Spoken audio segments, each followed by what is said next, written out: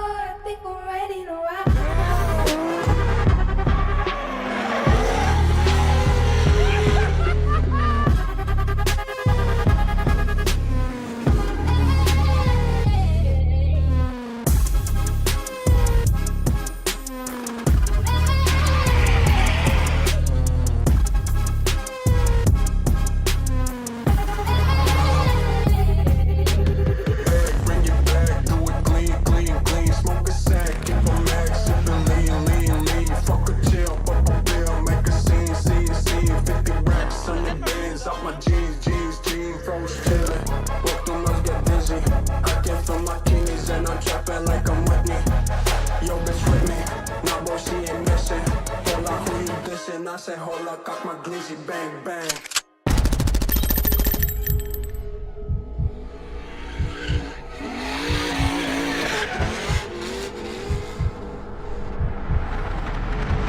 Dann will ich ein Maschinengewehr. You in my pocket spot, yeah that's babe, need you every day. You like my oxygen, make it seem like the barging down. Got my heart no barging in, from the bed to the floor to the couch. Might wake the neighbors up, break you in then break you out. In the end we gon' make it stop, then we gon' hit the shower. Part 2 we don't need no pause. We Misty, we gon' get tipsy, don't need a power shot. Copy my steel. Face the fact that ain't no cap, I'm real. Ain't no cap, I'm real. The plastic bars from copy my steel. Copy my steel. Face the fact that ain't no cap, I'm real. Ain't no cap, I'm real. The plastic bars from copy my steel.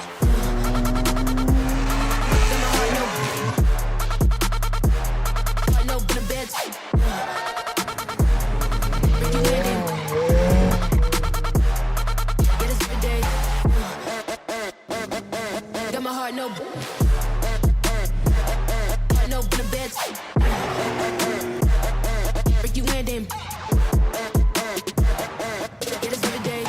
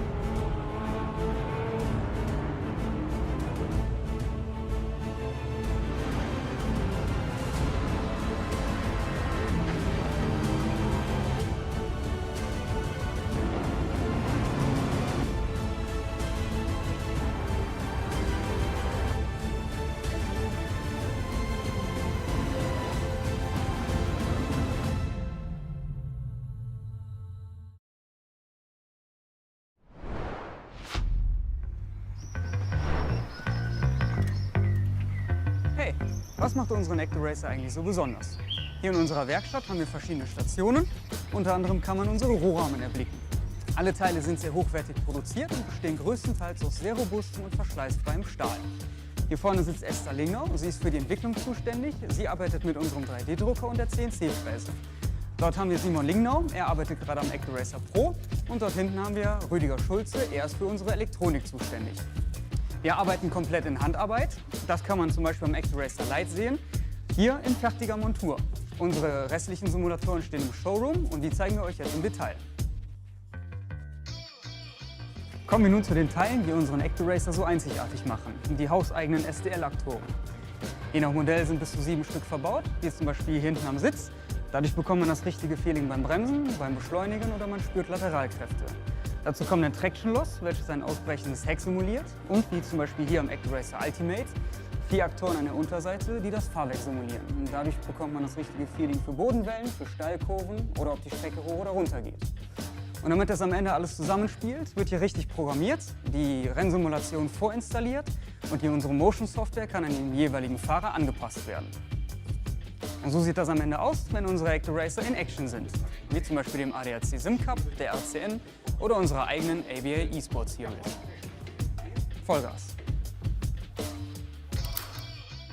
Ja, unsere ActoRacer sind schon ziemlich perfekt. Aber was wirklich cool ist, ist, dass das alles hier ein Familienunternehmen ist. Und das sind die Köpfe dahinter. Das sind Thorsten Lingnau, seine Frau Jessica, Simon und Esther. Und was 2010 noch ein Hobby war, ist zur Leidenschaft geworden. Und das spürt man. Die abschließenden Worte gebe ich an einen bekannten Motorsportler. Film ab!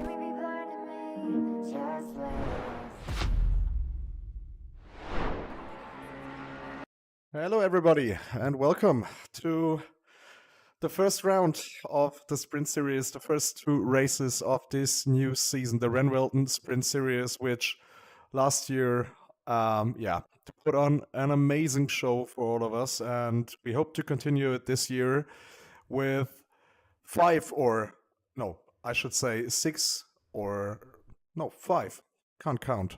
That's a good start. Actually 10 races because it's 2 races per evening. So, yeah, a lot of excitement there. We are very close to the qualifying right now, and yeah, so welcome everybody. Jan is in the chat. Yeah, I hope that was perfectly nice and you're happy with that. Can't spot the irony here.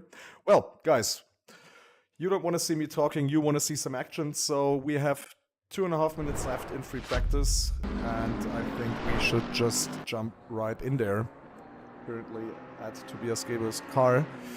We can see the conditions today here at Misano, 28 degrees, 34 track for the practice. What we have seen on the practice service in the last hours, that there was some rain, so yeah, we'll have to watch out for this. Maybe the weather is going to play an important role here today. So, I'm alone today, Jan. Yes, that's right. I guess I will be for all of the races, but let's see. Yeah, I think we'll manage that. We'll do that. For all of you who have not seen a race of the Sprint Series or are new to it, whatever, we're going to explain for you what we are about to see. So, in 1.5 minutes, we're going to have qualifying. 20 minutes for every driver, of course.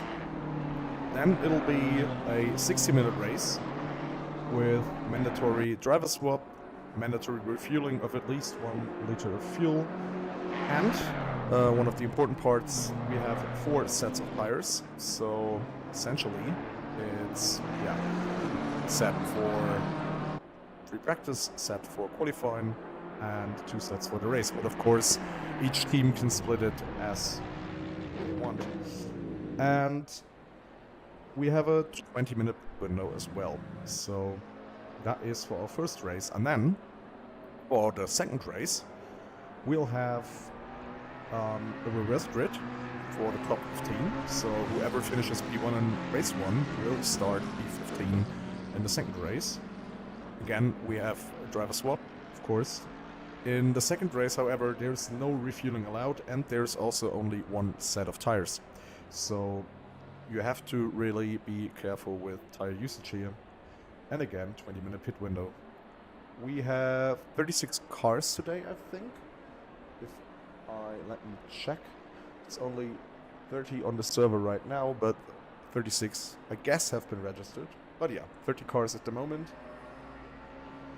So, that's the plan for today. And luckily, I'm not having the drive-through counter here with the mandatory drinking.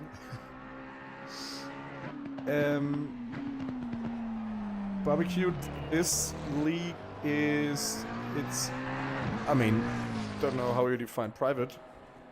But yeah, it's on RennWelten and my race app, as Jan just said. And it's not on SimGrid. And you have to do a qualifying, and it also has an entry fee, but it also comes with big prize money here. So yeah, very exciting series, of course. So we'll just watch Kevin Tadai finish his lap in the McLaren, coming around the last turn here. Working the apex nicely. Everybody getting a little bit of practice in. And then we're very excited for the qualifying, which will start right now. So everybody's very keen to get out here, as we can see. They all want to get a go. Marco Jonkers in the BMW from Best Competition Racing, being the first one, leading the pack out. And wow, look at that. That is a lot of cars. Very, very keen to get out.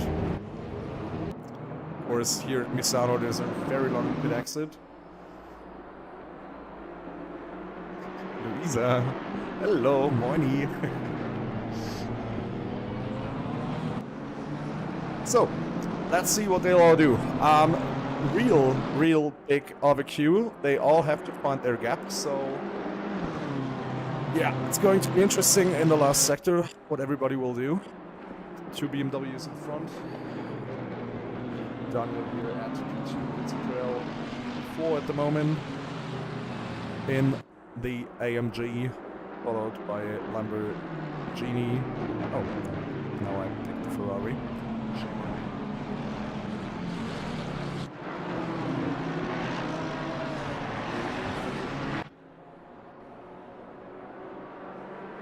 Now you can see some people already working on their tires.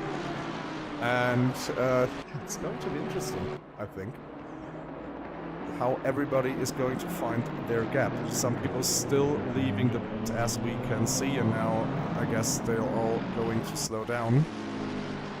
Not having much time really in hand. Only 15 minutes of qualifying. And the first two are starting their lap. Actually, not quite a big gap between them. So, yeah. Let's see how that plays out for all of them.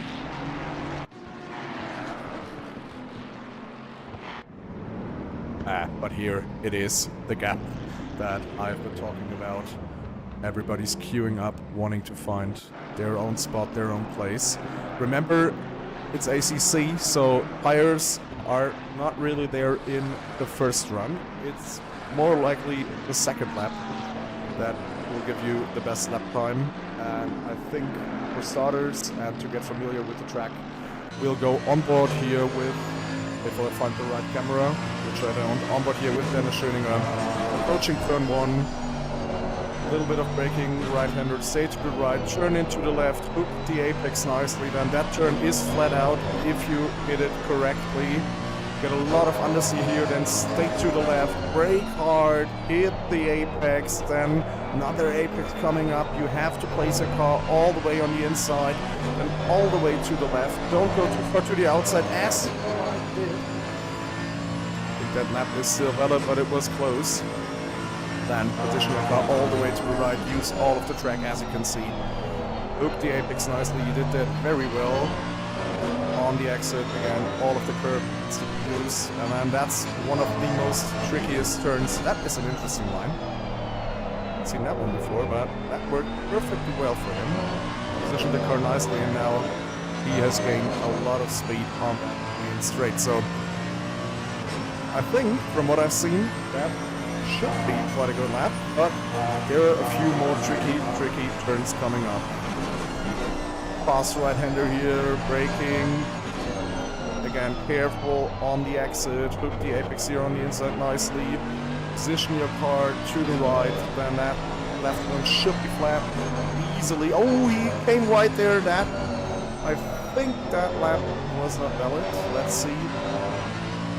It looks like it from here, but we'll see what that was. 1:32.657, but yeah, as I said, that one was for him. Let's look at the front. Mario Jonkers in the BMW. He is the first at the moment. First one, 32.4. 4 second at 410 clear of 2 John and McLaren of Veloce Esports competition.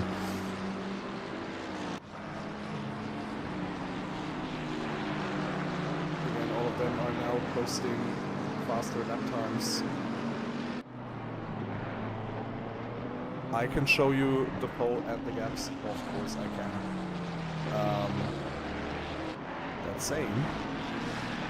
Oh no, that wasn't the right one, was it?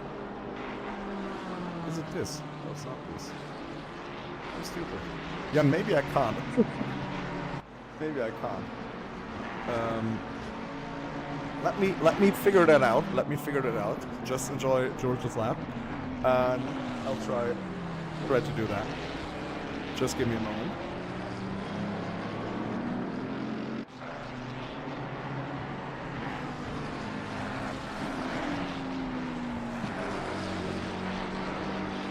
So, whilst I'm figuring that out,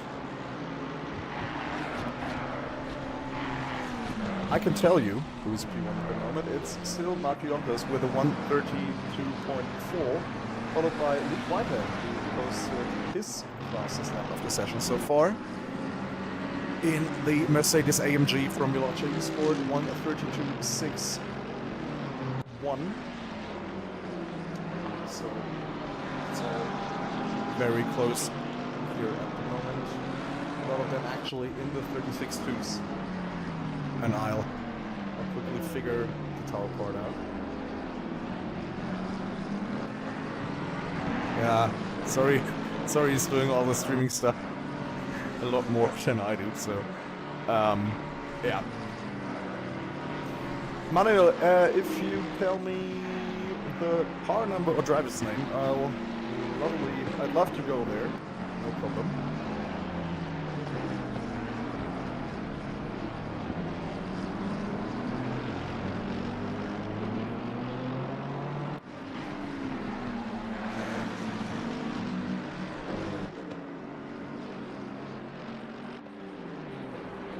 So guys, a lot of multitasking going on here at the moment.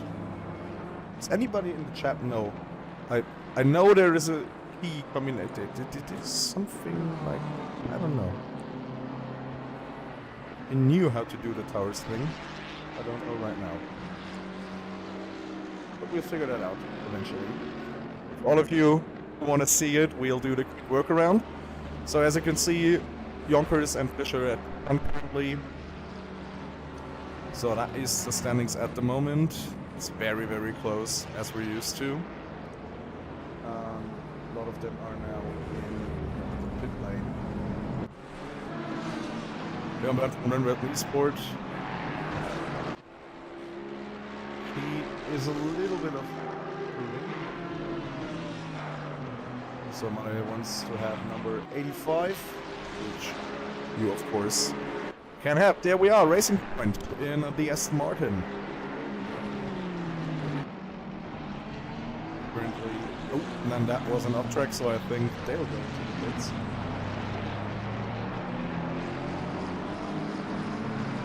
And I now have the tower. Look at that. Look at that, guys. I have it. I'm having it. There we are. So, yeah. Hope that helps. And can now look at the front again. So Marco Jonkers at currently P1, followed by Dennis Schöninger. 1.5 tenths behind Joe Boothby, 2 tenths behind, now coming into the pits. Francesco Fidelibus in the Lamborghini, currently on a flying lap. And the chat wants to see number 888. Which is Daniel Tillich. I hope I'm pronouncing the names correctly, in the BMW from ACC Racing Esports. He is improving at the moment. 4/10 is my app showing. So let's follow him a little bit, I'd say.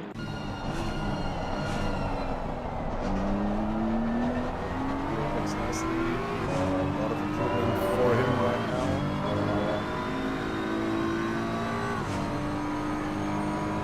Still have to get used to these cameras.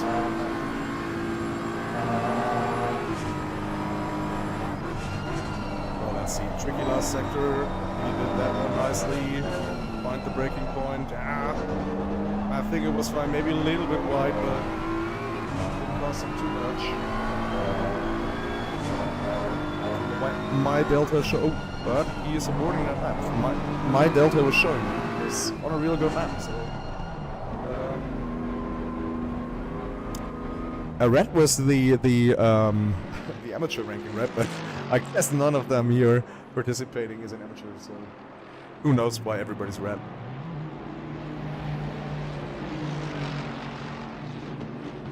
So a lot of people now on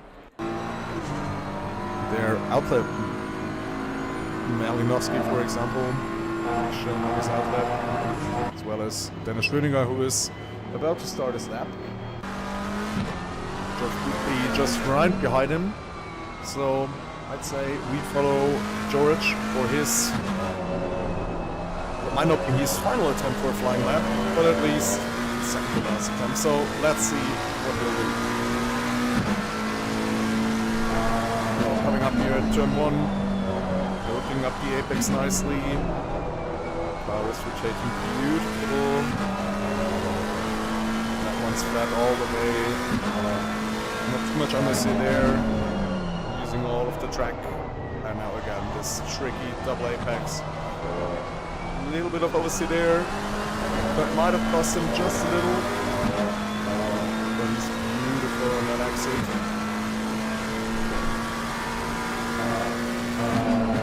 Braking hard for turn 8 here. Looking at the apex, and then you can go quite wide there. Be careful with the track limits. That is crucial around here. The track limits are very easy to be overdone.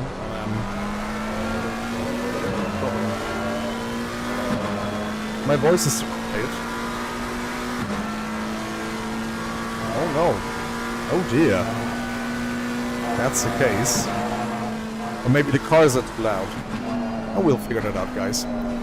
Just bear with me. We'll get better through the season. Oh, and George missed the apex here. That will cost him. And that wasn't the lap for him. That was not the lap for him. Interesting tactics from P1. Marco Jonkers in the BMW. He's in the pits. So there isn't going to be another lap set by him because there just isn't enough time left. Dennis Schöniger is still in P1, followed by Dorothy Boothby. And before also Mateusz Oldicki. He's in the pits as well, so they will not be setting another time. Maybe they feel that that's all they can do. And now we are curious what the guys in front will be doing. At the moment, in the top 15, there isn't any improvement from what I can see.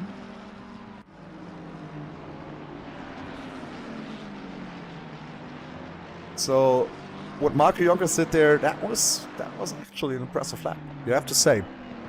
Really, really good lap. The only improvement we can, or I can see at the moment, is far more at the back. Amedeo Castorino in the Aston Martin, doing his last turn. Nicely done. What will he do? Will he improve his time? He will. Jumps one position, and now Malinowski is posting a little bit of a green delta, as does George Boothby. So maybe they find some time here in the final sector. All of them will have another lap. Right now, Luke Whitehead, 2 turns up. So, and he's aborting the lap as well. He was just braking, spacing his car a little bit, so they're all confident they'll find more time in that lap. So let's see what Luke Whitehead is doing. At the front, it's still Dennis Schöniger P2, George Boothby P3. But what will Luke Whitehead do right now? Let's jump into the cockpit for what will be his final lap of this qualifying. Again, nicely done here. The car is rotating so well. You can really see it. Barely turning the steering wheel, but this car is still rotating so well. So whatever setup they're having, it's a good one.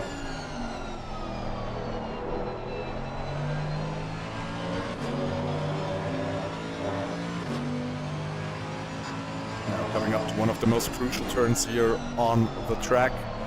You really have to get on the power early because it's such a long straight.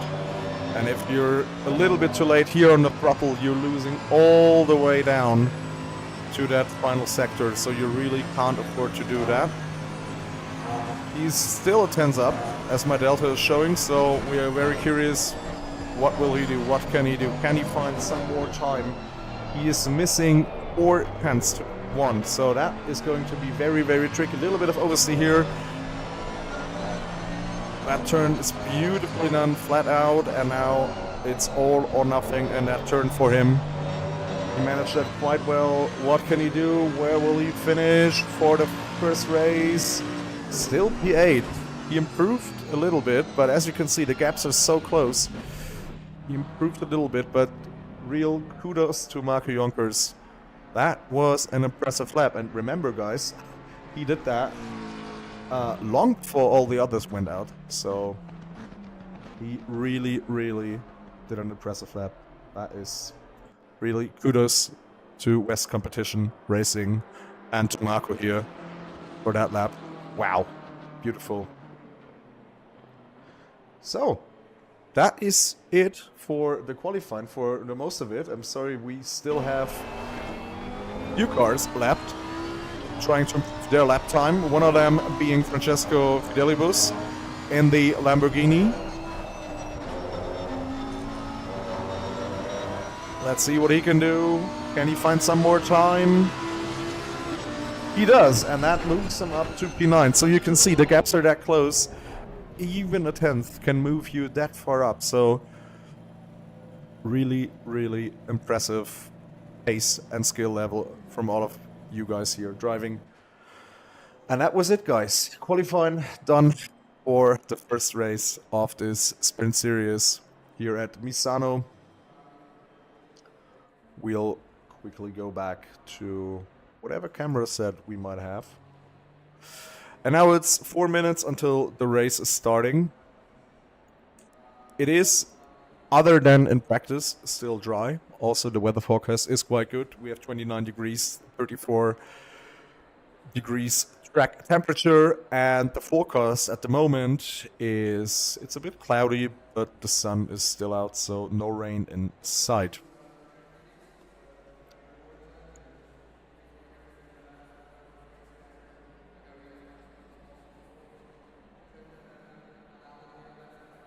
So we'll do a very, very short break, and I'll be back with you in a few seconds.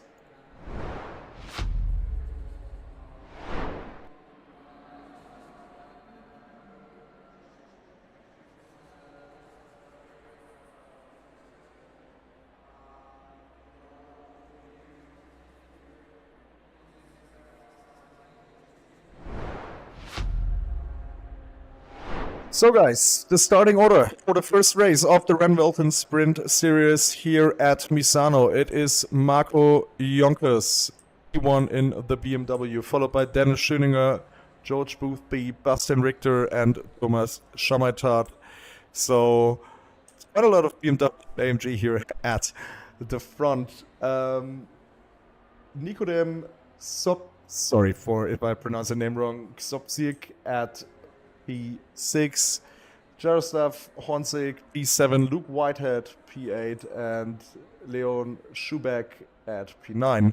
Louis Fleischer in the Ferrari at P10, Jan Drexler in another BMW at P11, and Leon Berndt, the RennWelten Ferrari at P12. We have Valentin Berrier at P13, followed by Max Frank, Tobias Lang, David Pertile, Marvin Wessel, Jonathan Seville, Fabiano De Generano. And now I have to look at my sheet again. I'm so professional, ain't I? Sorry, we have Ricardo Hillegeist in the IMG, followed by Simone Bisoglio, Kevin Tadell, Pavlo Polovchuk, Oliver Martins in the Aston Martin, followed by Timmy Leatham in the Ferrari, Niels Steinbrenner in the Ferrari as well. Then we have Marvin Reisenhauer in the Ferrari. Then Christian Tolzin in the Porsche. There isn't a lot of Porsche in here, right? And finishing up the field, Tobias Gabel in the RennWelten Uni team, and Daniela Cherepinin in the BMW. So that is our starting grid. I'm sure I pronounced a lot of names wrong. Really sorry. Yeah, that is I don't know. I'll do better. I'll just tell me how everybody is pronounced, and I'll improve. We'll get there. So yeah, I feel like there's a lot of Ferrari, a lot of McLaren, AMG, and BMW. Sort of like that's what everybody's going for. Then we have a few outliers, like a Lamborghini or a Porsche, Aston Martins. But all in all, whatever the car brand might be, it's just impressive how close it is at that first race. And now I'm really, really excited to get going.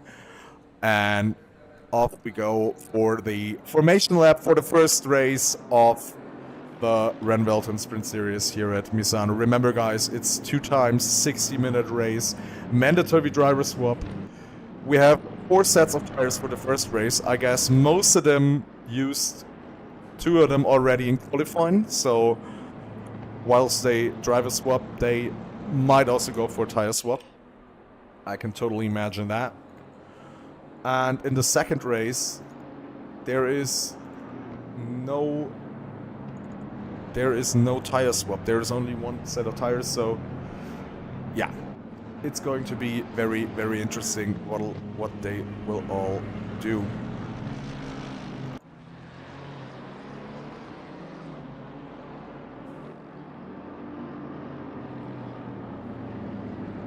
Also, you got to mention all of those beautiful liveries that the team are putting on their cars. Really looking very nice. Very colorful. The Unicorn's car there in the back, warming up their tires. Bastian Richter in that car.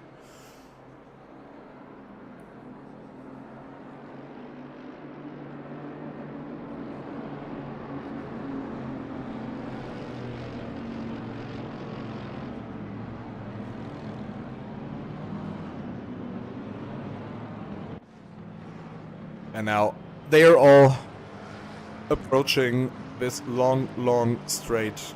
And now it's really about getting temperatures in those tires. Warming up your brakes, warming up your tires. Don't overdo it, however, because your tire will not like that.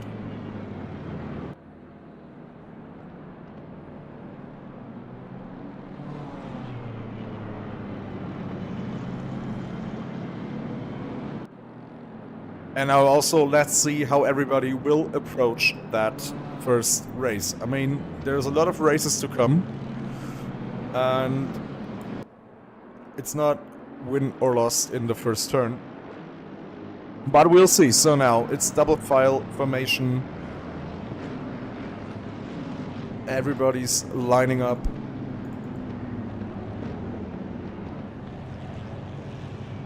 Going in their boxes, normal weaving allowed. And then after the final turn, it'll be 70 kilometers per hour until the lights go green here for the first time at Misano.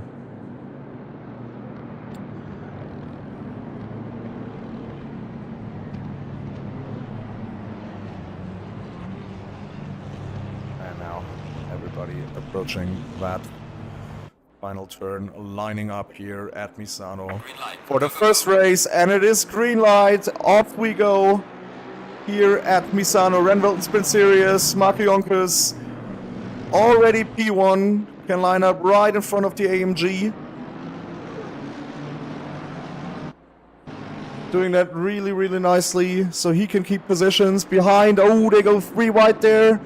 Oh, a little bit of a kerfuffle there, but I think everybody managed to stay alive at that moment. Leon moving here through the inside, so very, very behaved. No yellow flag whatsoever, so everybody's really behaving, knowing that there is a lot of races to come. Nicely done there. And now, that Lamborghini, look at that. He is going for the inside there. Can't quite manage. A little bit of contact there with the Ferrari. Now Leon Berndt might get a chance to overtake there. No, not really. Has to back it up again at the front. Still Marco Jonkers in front behind the Williams Esports car, so they're all very much behaved, and also there is quite a lot of field spread already. Bastian Richter quite close here to Murphy, but nope, not a chance, not a chance. Let's look more in the back. Tobias Lang, limitless speed drivers on the inside. There, everybody wants to get an overtake done there. Let's see, will he lose the position? The Ferrari might have the better place, but he is really keeping it on there, and yeah, he could defend that. Ooh, that Aston Martin of Amadeo Castorino going wide there, but he is also staying in front of that BMW at the moment. So yeah, it is really, really a good start for everybody. Very impressive. Everybody's alive. Everybody's sort of settling down. I mean, let's see what's happening here behind. Yeah, that McLaren going down the inside, but now he has the worst line not really working out for him at that moment. Now he's getting attacked by Kevin Tadai, Visceral Esports. He's on the inside and he's already ahead. Wow, he had a good exit there. Oh, and Mayo was losing 2 positions. Oh no! That is the tragedy that can happen sometimes. If you have to defend a little bit, you might end off losing another position as well with the field that close. So you gotta be careful. Everybody's in front, however. They're all very much behaving. It's all looking nicely. Tobias Gebel at the back. He might have a little bit of a problem there, but I mean, he's still not that far off to everybody else. So at the moment, it really is working out. And Lucas Schneckenberger, he is still fighting. That was a race-long fight, so we'll stay on there for a moment. Let's see what they are all doing. Oh, and he's really close to that Aston Martin. Let's see if he can gain an advantage there. Maybe no, he's not in the draft, but he's already side by side. Nah, he can't really use that. But now he has to be careful again, because that BMW behind of Daniel Ulrich, he is really pushing on it. So that's the thing in the sprint series. You got to be so careful with everything, because everybody is that fast and the gaps are that close. Look at that, look at that. They're fighting, they're going for it, they're defending like crazy. And now the McLaren has to watch out. He's on the outside of that Aston Martin because there was nowhere else to go. But now he lost the position to the BMW, and that's the way it can go. BMW really now is on the outside again. Oh no, and there was contact because somebody was braking a little bit too much. The Aston Martin couldn't brake or couldn't sled on his car enough. And now they made contact. Oh no. So we might have to look at that again. I think it was the Aston Martin of Oliver Martins that was right in there. Let's see what happened for him. So they're all braking. Oh yeah, and then they make contact in front. Yeah, there's, I mean, nothing you can do there really. That's just the way it goes, the way it happens sometimes in racing. So yeah, let's say traditional race incident. Even though it's unfortunate, so McLaren of Lucas will have some sort of front damage. I'm sure the Aston Martin will have some sort of rear damage. But let's look at the front again. Williams is quite close to the BMW, also posting the fastest lap at the moment with a 1:32.872. So they're really on the tail of that BMW. Ian Murphy behind Veloce Esport. Also looking what the two in front are doing. I guess hoping for them to fight. And afterward, it's a little bit of a, let's call it, procession, right? It's none of them really close enough to attack, so maybe they are all playing the long game here, all playing the waiting game, hoping for some of them to fight, maybe looking after their tires. That's the sort of thing you do around here. Just be cautious and don't risk much, because remember, oh no, and there is a contact just as I'm saying it, and there's a lot of contact here going on. Oh no, that is very unfortunate. And Francesco now he has to, oh, and he's rejoining. Way too early. That was very, very, very unfortunate. We will look at it again. Let's see what happens here, if we can see it from his perspective. But that was very, very unfortunate. So he's braking. Yeah, the Ferrari is just hitting him, and then yeah, there's nothing really you can do. He's rolling off the track, wanting to get going, but the car isn't going that fast. And now, yeah, that's unfortunate, really, for everybody. I guess there isn't that much damage on, maybe the Lamborghini, but on all the other cars, they should be sort of fine. But those are the things that can happen here, especially if you come from such a fast turn into such a slow turn.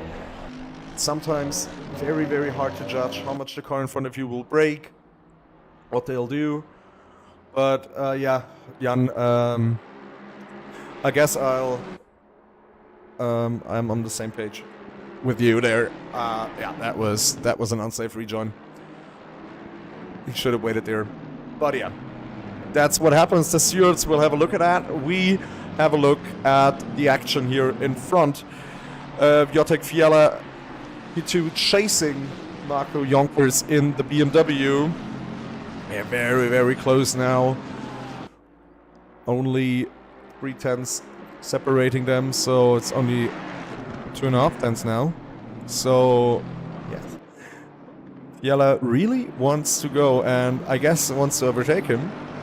And Ian Murphy in the Veloce Esport competition McLaren, who are, remember, the winners of the last year's season, they're sensing a chance as well. And behind them, Malinowski in the BMW is chasing Bastian Richter. So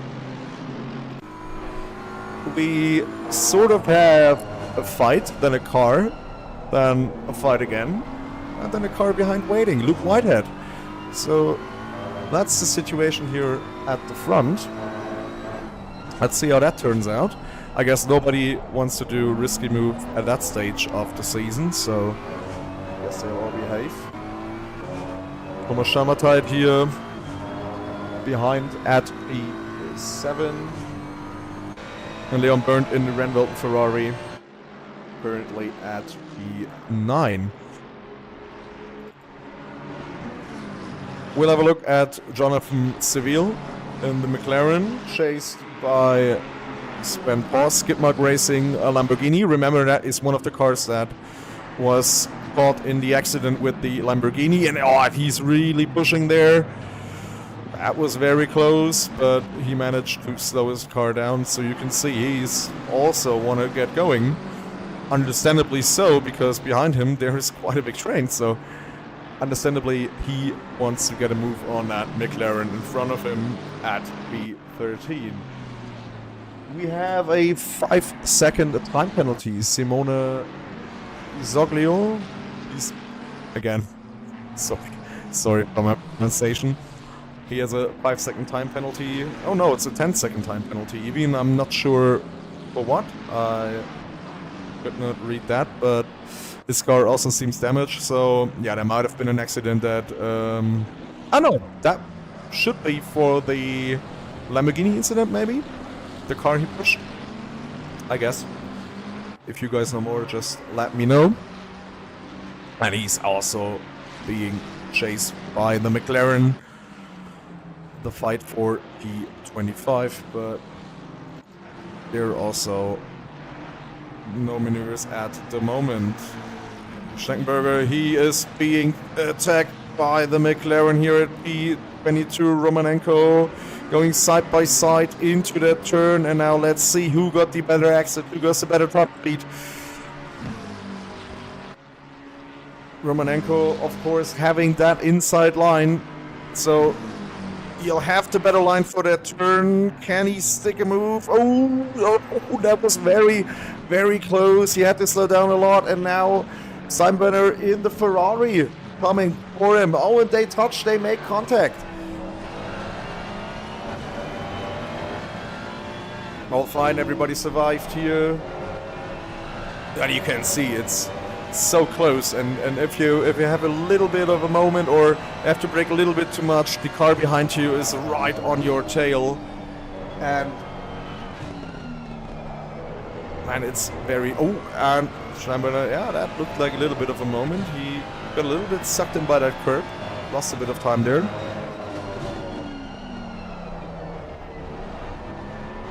So between the 666 and the 201. Okay. 666 would be Tobias Gebel. Okay, we haven't seen that, so yeah. Not sure what happened there with that 10-second time penalty, but I guess we'll figure that out in a moment. And what I'm seeing, at least on the map, Joshua Allen, Veloce Academy, is leading the pack. So that's a little bit of the separation that we have right now, and all the cars behind, they're very, very close. He's still got a reasonable gap to Seville behind. But behind them, I guess a lot of drivers are very, very keen to getting an overtake done. Sean Arnold here in the Yassid Esports McLaren. Very, very close to Tobias Young. But it's always tricky if you are in the same car because, you know, they're almost identical. I mean, of course, yeah, you have a little bit of setup, but that's not going to make the big difference if you're having the same car. So it's tough to overtake the same make of a car. But let's see how that plays out for Sean Arnold. He's looking a little bit on the inside there, but you can't really make a move stick there. Again, because the gaps are that close, the cars are the same, so it's kind of tricky. And now Sven Paul is getting a little bit caught by Tobias Lang in the McLaren, so maybe he had a little bit of a moment that we haven't seen. His last lap was 33.5, which is sort of the same that the McLarens did. But yeah, look at that. Tobias Lang is really pushing for it, and let's see how the top speed of the McLaren and the BMW is. But from what I'm seeing, that McLaren isn't that fast on the straight. Look at that. Even in the draft, the BMW can pull away. But it seems like, yeah, maybe the McLaren is a lot faster in turning and on the brakes. But if you can't get close in a straight line, I mean, it's very, very tough to get side by side to car and make an overtaking move stick. So yeah, he's really showing, look at me mate, I'm there. You want to make the car in front nervous, force the driver into a mistake. And also, I mean, he gets a lot of pressure from behind. Sean Arnold is also very, very close. So very interesting fight there, which we'll stick to for a little bit longer, because look at that now, we have 5 cars separated by not much more than 2 seconds, so that is crazy. If one of them does a mistake, then that'll cost them quite some positions. So we got an update in the chat.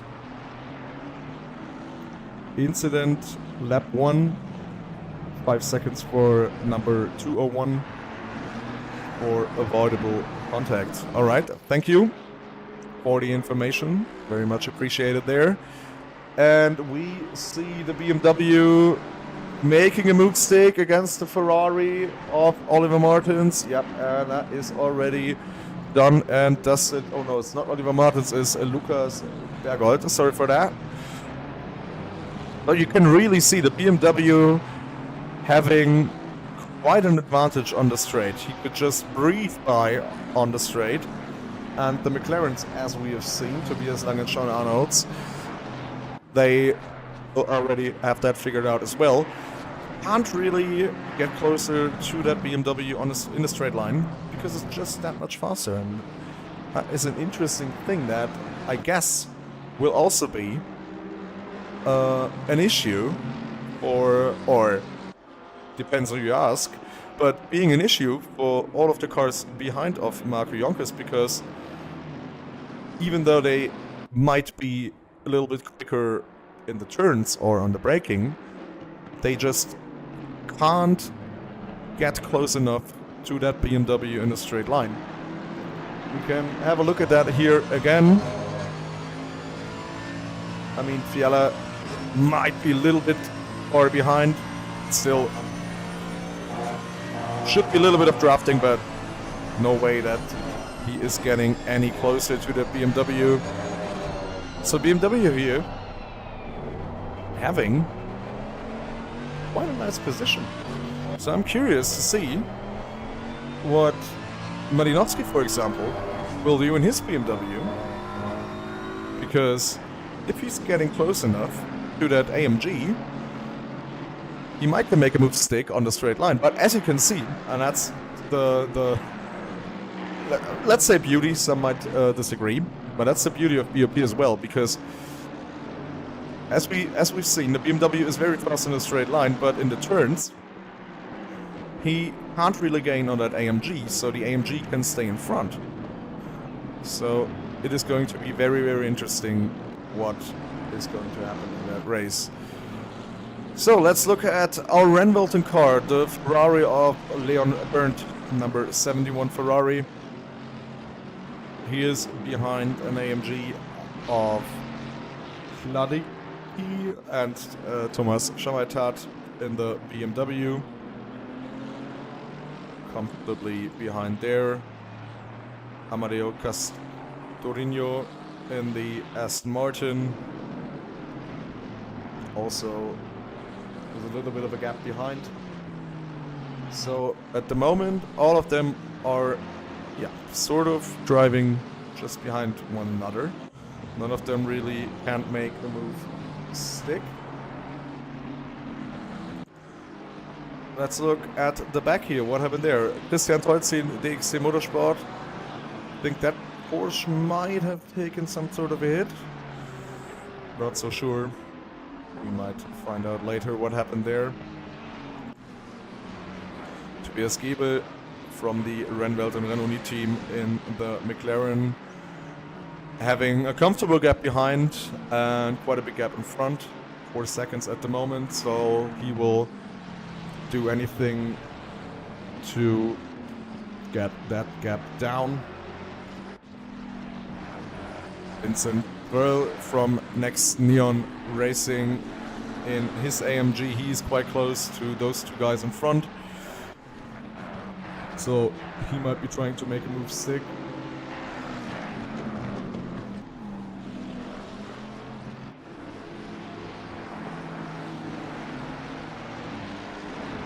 And Kevin Tadai in the McLaren behind that Ferrari, very, very close.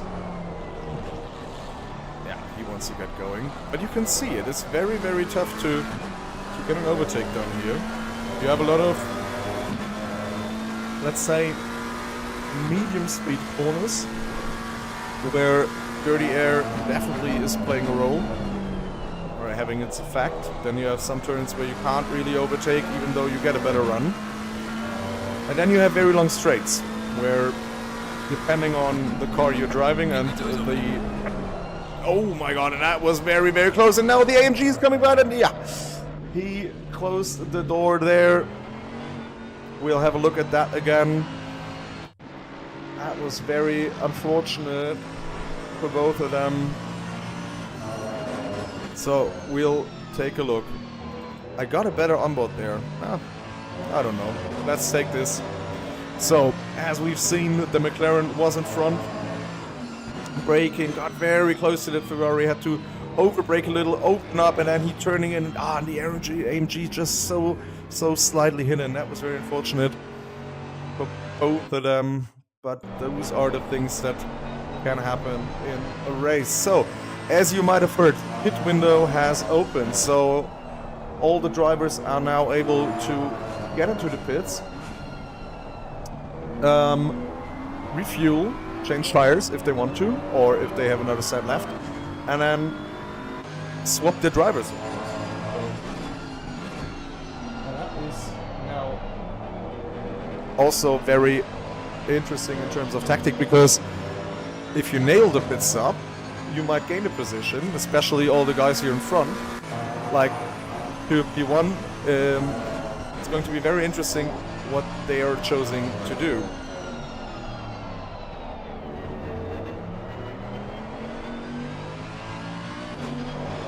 But it's also, of course, very tricky because you don't know where you're coming out. If you're coming out in traffic, maybe you're stuck in traffic then because you did your pit stop too early. So now the thinking process will be starting, I am sure.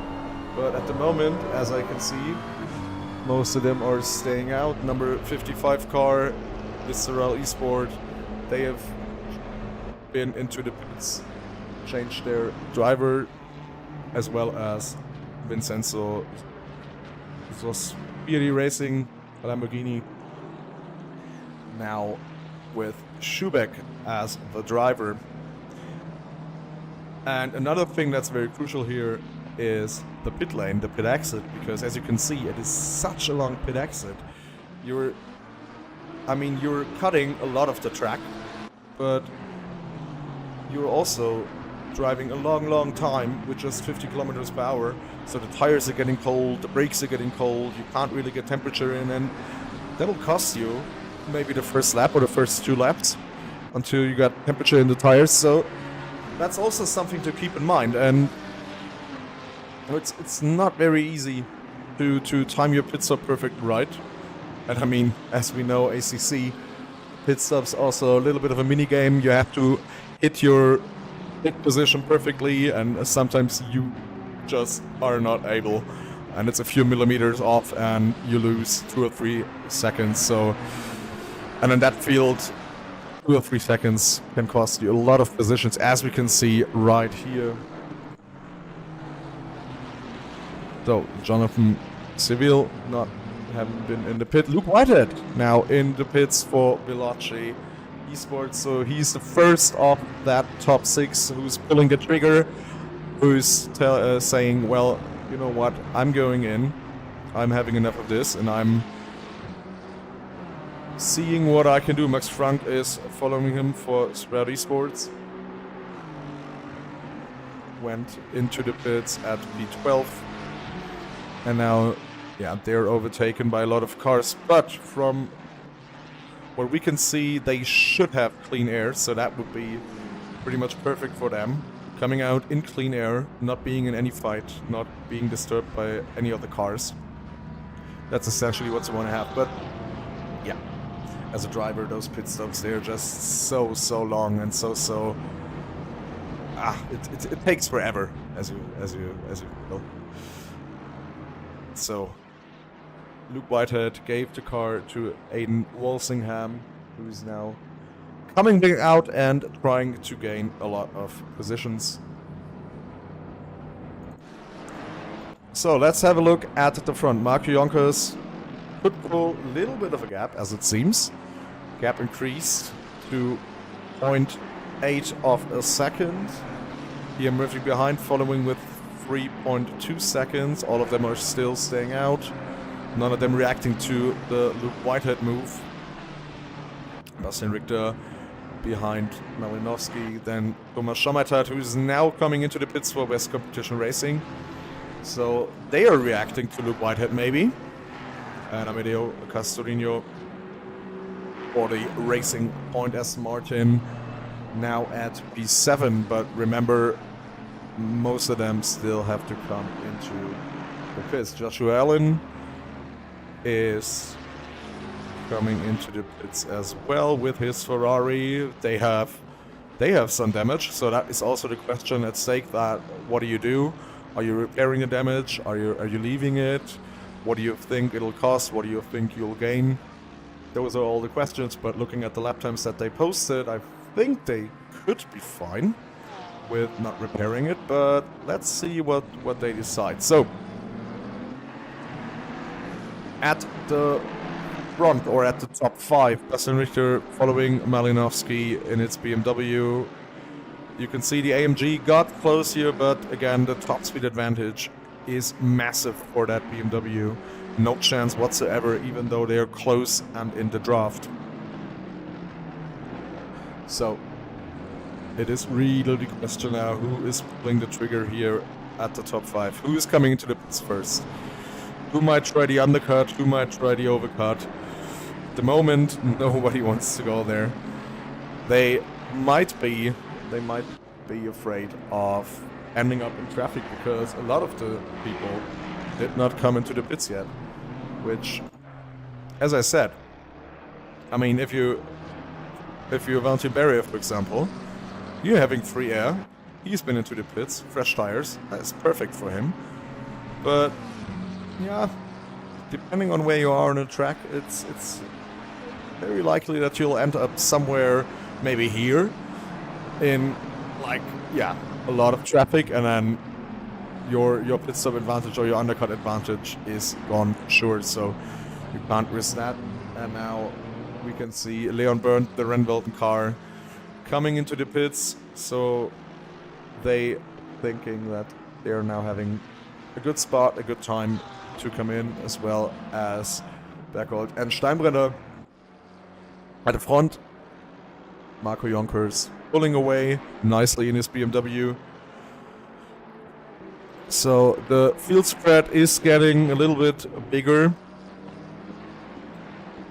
Maybe they also want to increase that a little bit to, you know, be able to react to whatever the car in front is doing.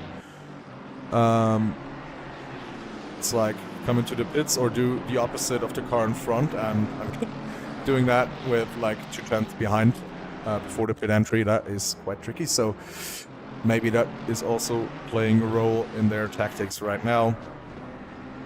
So it's a little bit of a waiting game now for most of them. And the top 16 now hasn't been into the pits. Walsingham, remember, that was the car Luke White was on. He is now posting very, very quick lap times. 32.8. But... oh no, sorry. That was his best lap time. I am stupid. It's 33.4 at the moment for him. So he's a little bit quicker than the top 5. But not by much at the moment.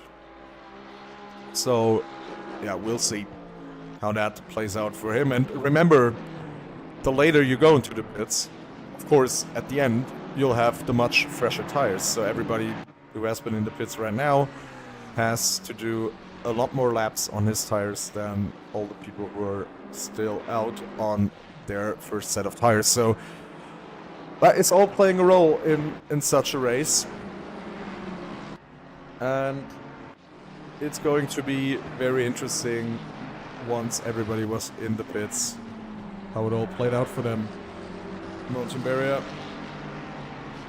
currently P22, posting a 33.170. So, yeah, that is sort of 4 tenths to half a tenth quicker than what top 5 is doing at the moment. So you can see he's gaining right now.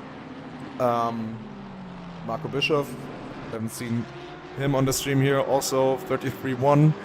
So they're all gaining at the moment to the guys in front. Not by much, but it is something. But again, question is, how will tire wear affect them in the end? And Marco here now has the unfortunate task of having to overtake a BMW. So he's very, very close to the BMW. So let's see how it plays out. I have a feeling I know how it will play out. And as we can see, I mean, he was like 0.3 behind. And the BMW is actually pulling away, even though he's in the draft and he is really pushing here. He knows he has to get going, he has to get a move on. And now a lot of people are in the pits. Look at that. A lot of people have been in the pits. All coming out now. So they all went in the same, all had the same thought. Let's get in the pits. So, now it's going to be interesting because the number 1 car, P1 car, Marco Jonkers is still out. P2, Fiala now also in the pits. Williams, Esport in the pits. Veloce in the pits. So everybody's coming in.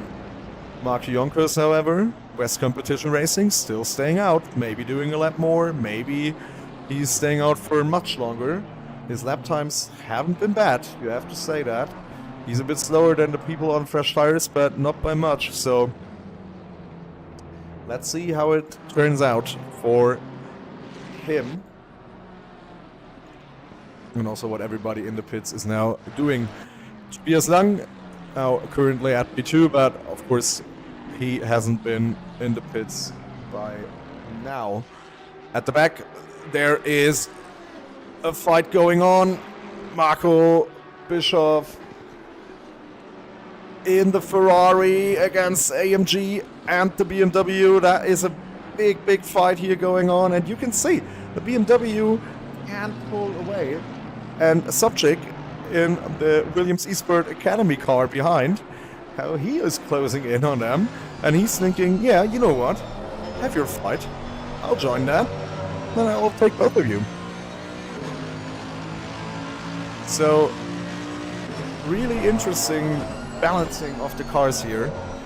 And I guess, oh, and yeah, that Ferrari is really sliding around, so the tires won't like that, I guess.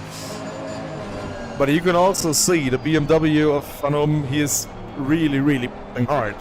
He went wide there, now he went wide again. Ferrari upsetting him, and now he has the inside line. Tail accelerator, the BMW, I guess he lost that position to the Ferrari. Can the AMG also take advantage of that? Oh, he's diving in. That was close, and they both managed to do that. So, lost positions there for Van, but remember, BMW being fast on the straight, already diving down the inside against an AMG. Can he make that move stick? Yes, he can, and now he might get the draft from the Ferrari. And the question is, can he maybe even gain that position back because he's that much faster on the straight? Quite a far way back, but you can see he is gaining. But not enough at this moment in time. Now that is very nice fighting that they're all doing here at the moment. We'll watch that a little bit longer. AMG very close to the rear of that BMW. But still,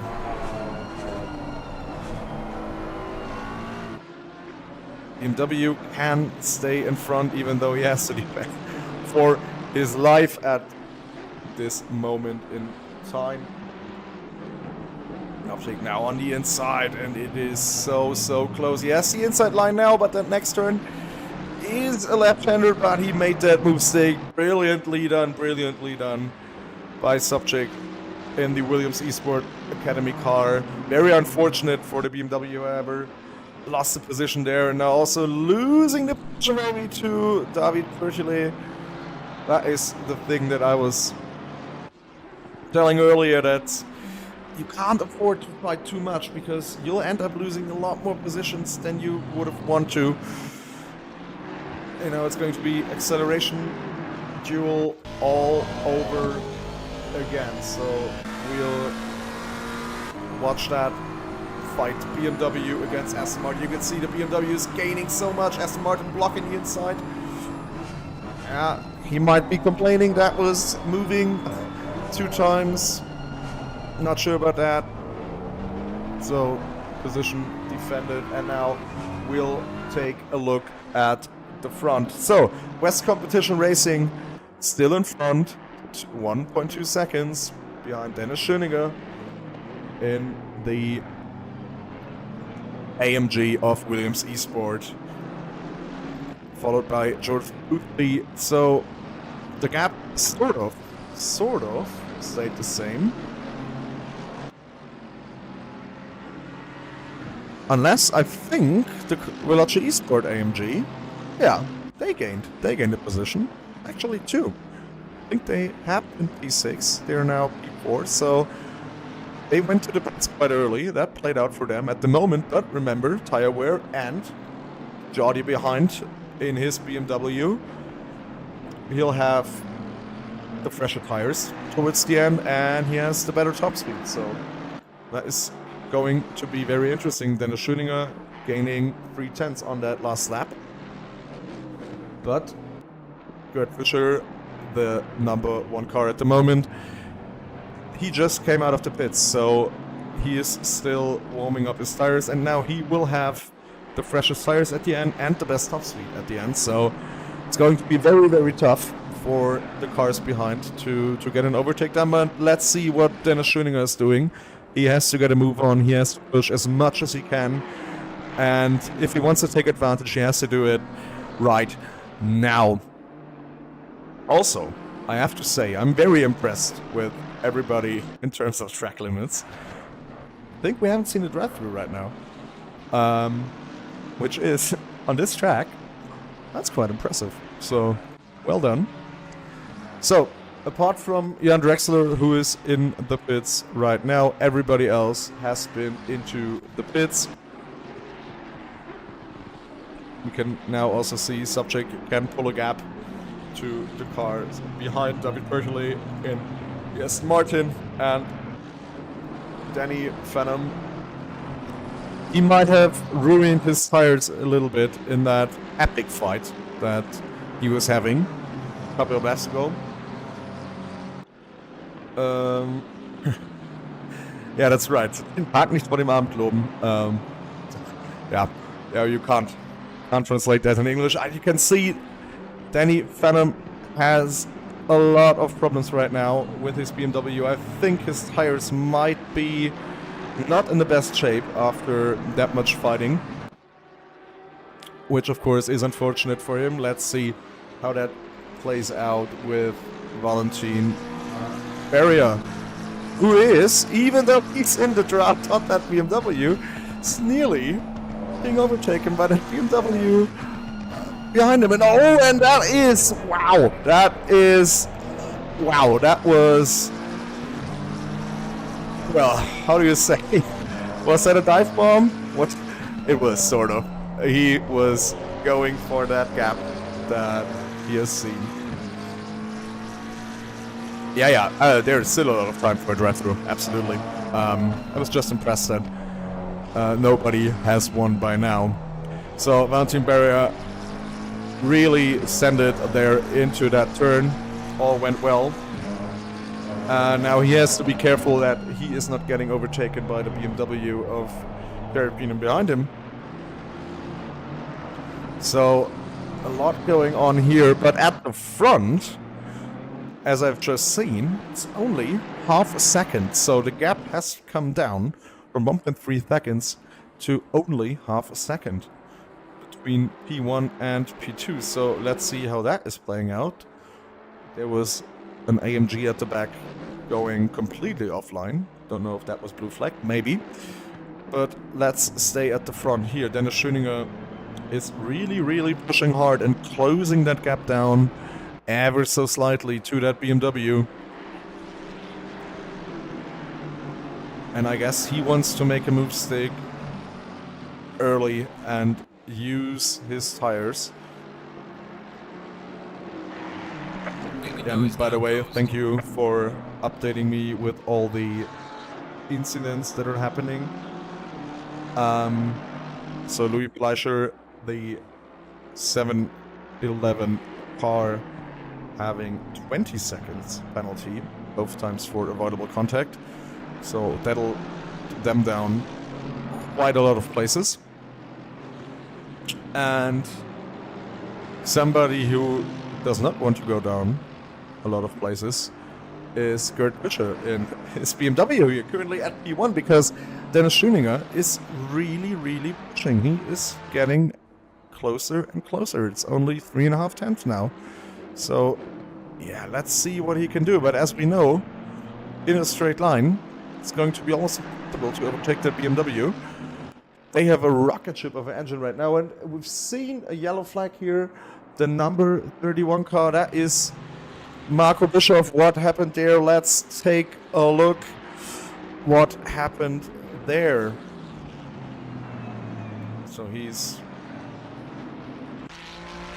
all driving on his own.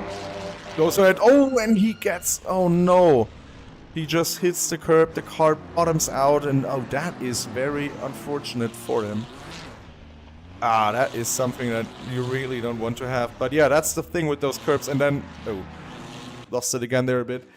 You really want to be careful with those outside curbs, those sausage curbs. Sometimes can unsettle the cars so much, and as you can see, once it happens, there is nothing you can do really. So, if you want to still fighting, they're still very close together. We'll keep an eye out on that. Barrier can pull a gap to Venom in his BMW and is trying to get a move on the cars in front. David Pillay in his racing point as Martin behind Subject in the AMG. They're also very close together.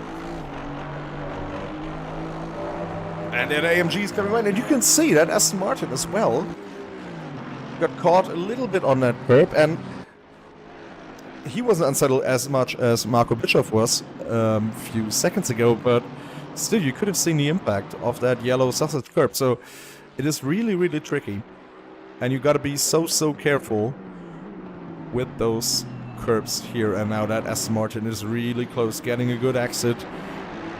So let's jump into the cockpit and see what he might be able to do. Jared Peenham behind got a 5-second penalty in his 888 BMW. Again for avoidable contact with number 256, which is the McLaren of Yi.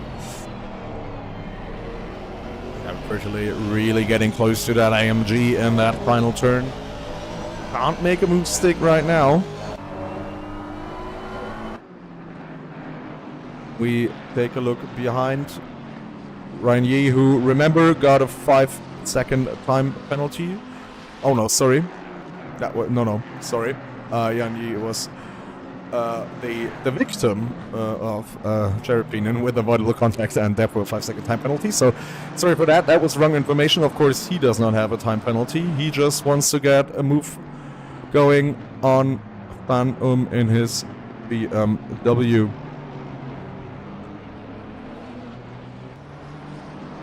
Again, really close. So you can really see the difference here. But now it's going to be tough to get a move on, because it's just lacking top speed. Venom covering the inside now, opening up the gap, and they cannot really make a move stick here. Let's see, but now no, he's too far behind. And we will now have another look at the front, because my bad is that won't work out for them here, because the BMW too fast in the straight line. So let's see, Dennis Schoeniger, the gap has been closer a few laps to go, so maybe his tires are going off a bit now. And remember, Fischer's tires are the youngest of all of them, so the least laps done. And we have another 5-second time penalty for the number 39 for crossing the pit entry lane. That is the car of Jaroslav Honzik, currently at P5. So Sasha Wasner behind will be very happy to see that. But of course, he still wants to get a move going on him, on Jardio in his BMW. He wants to get in front. He wants to get Walsingham. I am very sure of that. And he's very close. Seems like AMG really has the upper hand in terms of braking and cornering. But now, with the Jardio Community BMW being in the draft of that AMG of Walsingham in front, I think there is not a single chance that he can make an overtake stick. But you can see it here on the braking. They're getting so close together. AMG has so much more cornering speed, but you just cannot use it. Somebody who can tell you a lot about that is Dennis Schoeniger here. Let's have another look then at the back, shall we? Marvin Reisenhauer, he was close. He is close to the McLaren of Serbian in front. Half a second is separating them at the moment, fighting for P21. And we got a little bit of a thing going on here again. Panum and Yi, they are really, really fighting it out. Still very close together.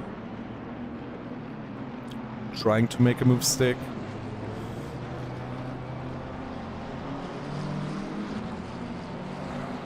And also at the front, Vasna still trying it. Look at that. He is getting so close to that BMW. But now, the power of Jordi's BMW is just, it is too much for that AMG engine.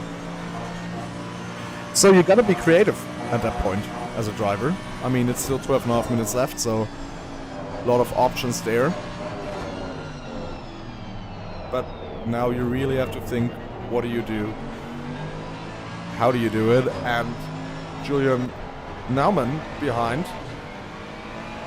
He will have Leon Berndt in his pumps and being like, mate, get a move on, push, push. Because the number 39 car has a 5-second time penalty. They are currently, let me see, yeah, it's 5.6 seconds behind, so they'll have to find 0.6.7 of a second to conquer another position, getting P6 secured. And they will also hope for a lot more fighting here at the front of them, just so that maybe they lose a bit of time and can conquer another position. At the back, DXC Motorsport, Malan Gabri. He is having a little bit of a lonely race here, really. And Marco Bischoff, you can see his car heavily damaged. So there is not a lot he can do at the moment. Yeah, he's also in the 1 minute 39, so his car is completely wrecked. He's still continuing. They're not stopping, but you can see not a lot of performance to expect it from that car, sadly for him. P20, Jan Seifert from Motorsport by Ferrari. He is also having a comfortable gap to the car behind.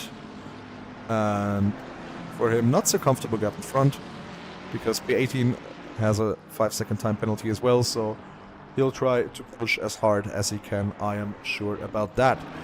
At the front, the gap, as we can see, is increasing. It's 0.8 of a second now. So Dennis Schöninger couldn't make a move stick, and now I think the tire advantage of Fischer is playing into his hands. And he can now extract a lot more pace from his car than Dennis Schöninger at P2 can. Also, gotta remember, Schöninger driving that close to the BMW in front is also not helping your front tire wear. So, yeah, tires will be, I think, not in their best shape. So, the action still continuing here. The fighting for P4. Walsingham, Honsig, and Wasner all very close together. Trying to get a move stick. Wasner, it seems at the moment, has maybe the best pace from the three of them. But again, as long as the BMW having draft, not really a chance here on that straight. And we will take a look further back. Here, the car of Nikodem Sobchik in his AMG, followed by the McLaren of Valentin Berria. They're also very, very close together. Oh, Berria is really pushing it into that hairpin. He wants to overtake him so badly. You can really see it. But it is difficult. It is tough. Overtaken here. Now he's very close again. Will it be close enough this time to maybe make a move stick? It does not seem like it, sadly, at this moment in time for Valentin Berria.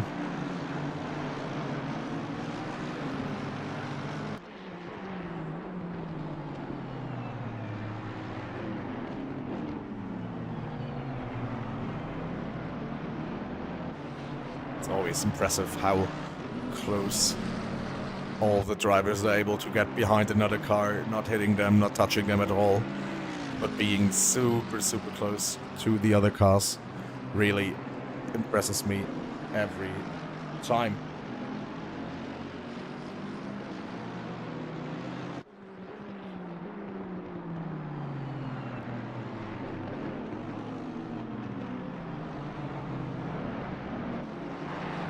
So that McLaren again, very close to that AMG.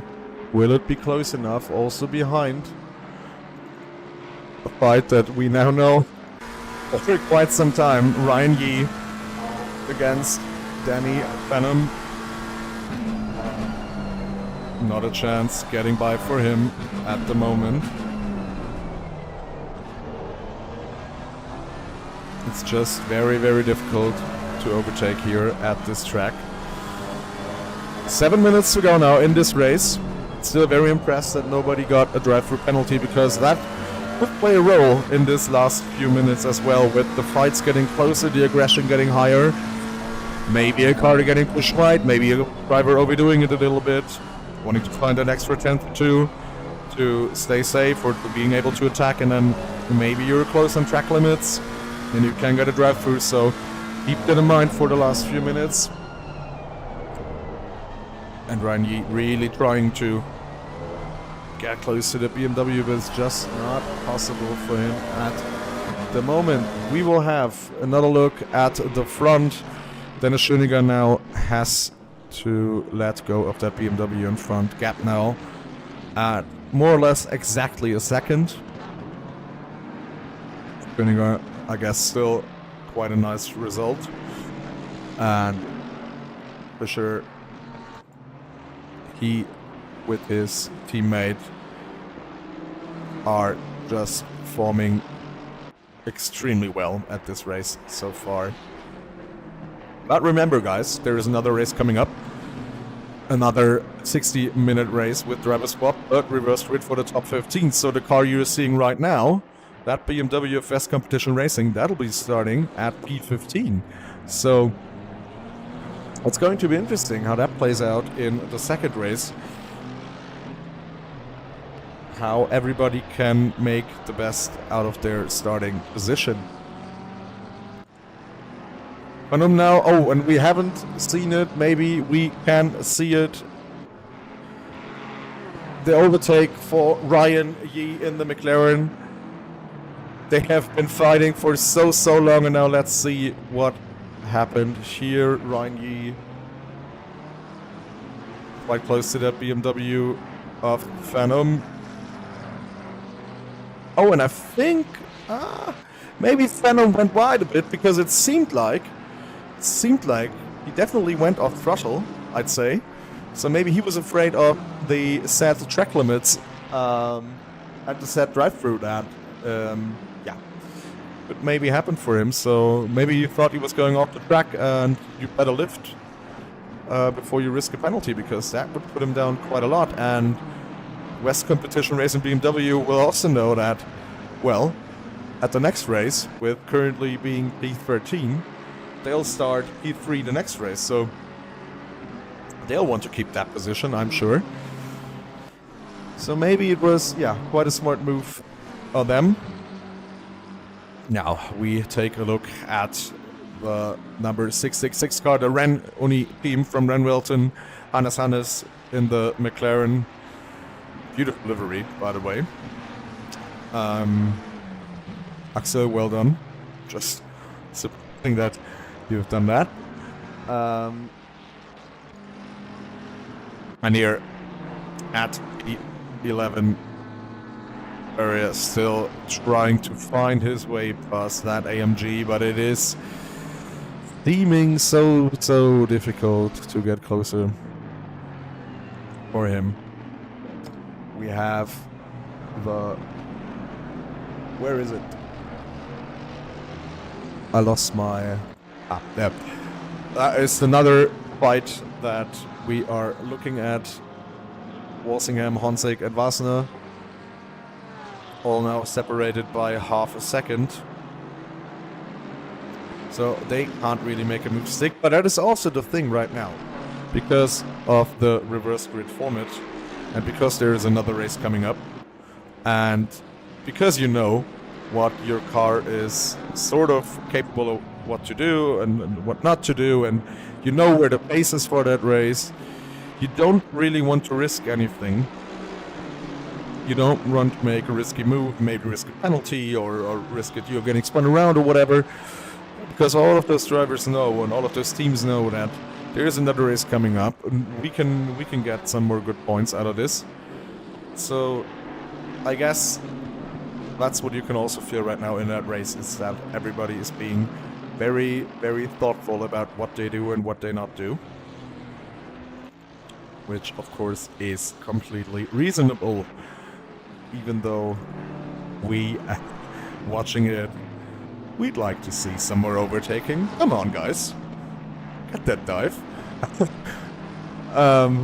We want to see that. Nah, Barry again, very, very close to that AMG. He'll try everything he can to getting past him. So it's 2 minutes left in that race. A lap around here is more or less 90 seconds. It's a little bit more than that. 1 minute 33, so it's going to be very close if we will have one more lap or 2 more laps, but no, it is going to be the next lap is going to be the final lap, because the clock is now ticking down to 1 minute and 30, and by the time Gerd Fischer is crossing the line, that'll be his final lap of the race, as our ACC race engineer is telling us right now. So, final lap of the race.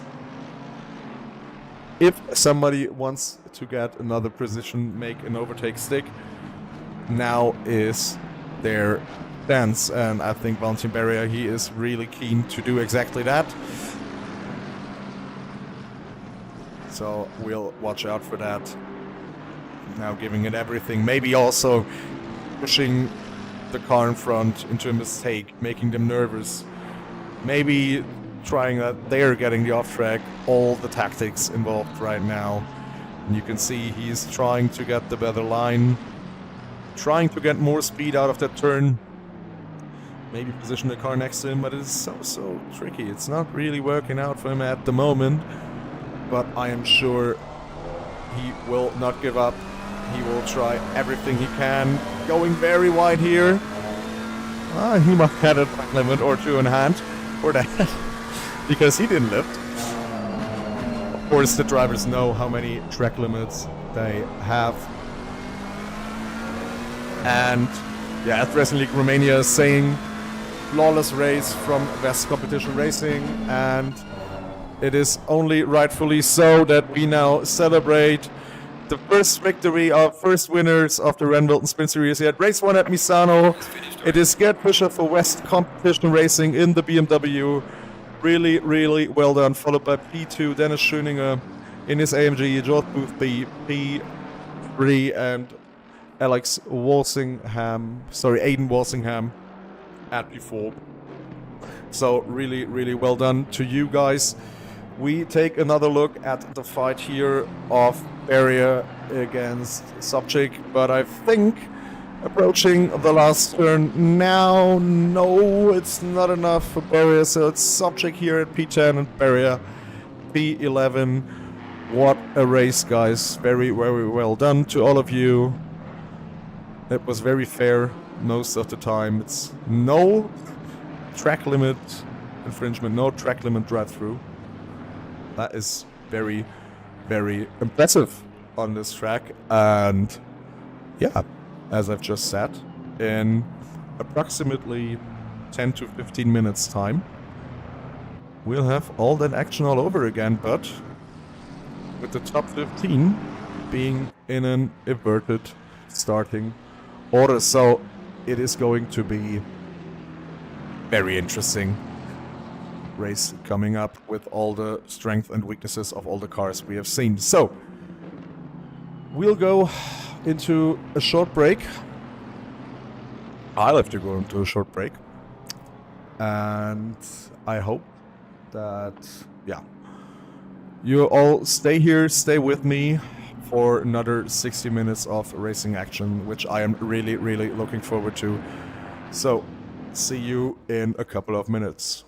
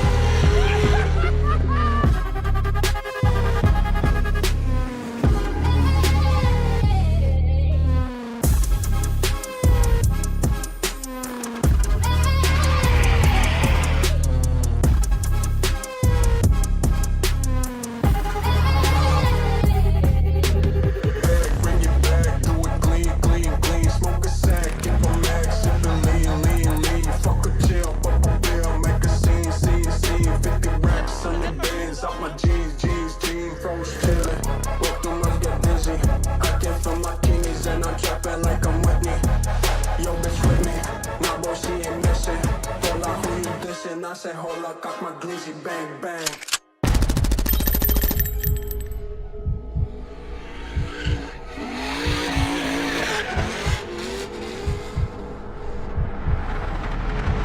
Dann will ich ein Maschinengewehr. You in my pocket spot. Yeah, that's babe, miss you every day. You like my oxygen. Make it seem like the barging down. Got my heart, no barging in. From the bed to the floor to the couch. Might wake the neighbors up. Break you in, then break you out. In the end, we gon' make it cut. Then we gon' hit the shower. Part 2, we don't need no pause. Misty, we gon' get tipsy, don't need a power shot. Copy my steel. Face the fact that ain't no cap, I'm real. Ain't no cap, I'm real. The plastic bars wanna copy my steel. Copy my steel. Face the fact that ain't no cap, I'm real. Ain't no cap, I'm real. The plastic bars wanna copy my steel.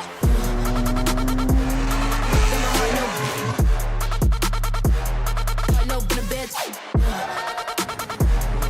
Break you in, then. Yeah, this every day. Got my heart, no. I know, in the bed. Break you in, then. Yeah, this every day.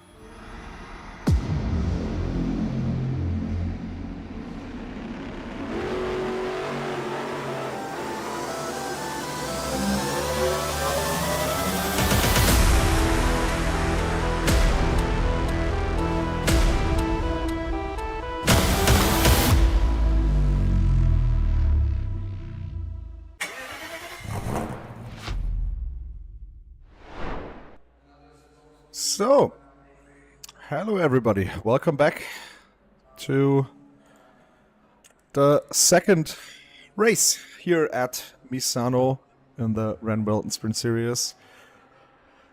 Wow, we had a lot of action going on. Not that much overtaking, you have to say. You have to be honest about that.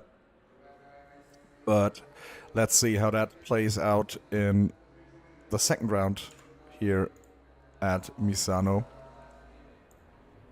Now, remember, it is reverse grid for that second race, so top 15 is starting in reverse order. So we have, as it says for me at least, Tobias Lang here at the front. Then the Gennaro, at P2, Thomas Schamatat P3, Seville P4, Barrier P5, Subject P6, Cherubinen, Bertile, Bernd and Honzig finishing up the top 10, and then Bastian Richter and Luke Whitehead both in the AMG with George Boothby behind them in the McLaren P13, then the Schöninger, and Yonkers, our pole sitter from the first race, P15.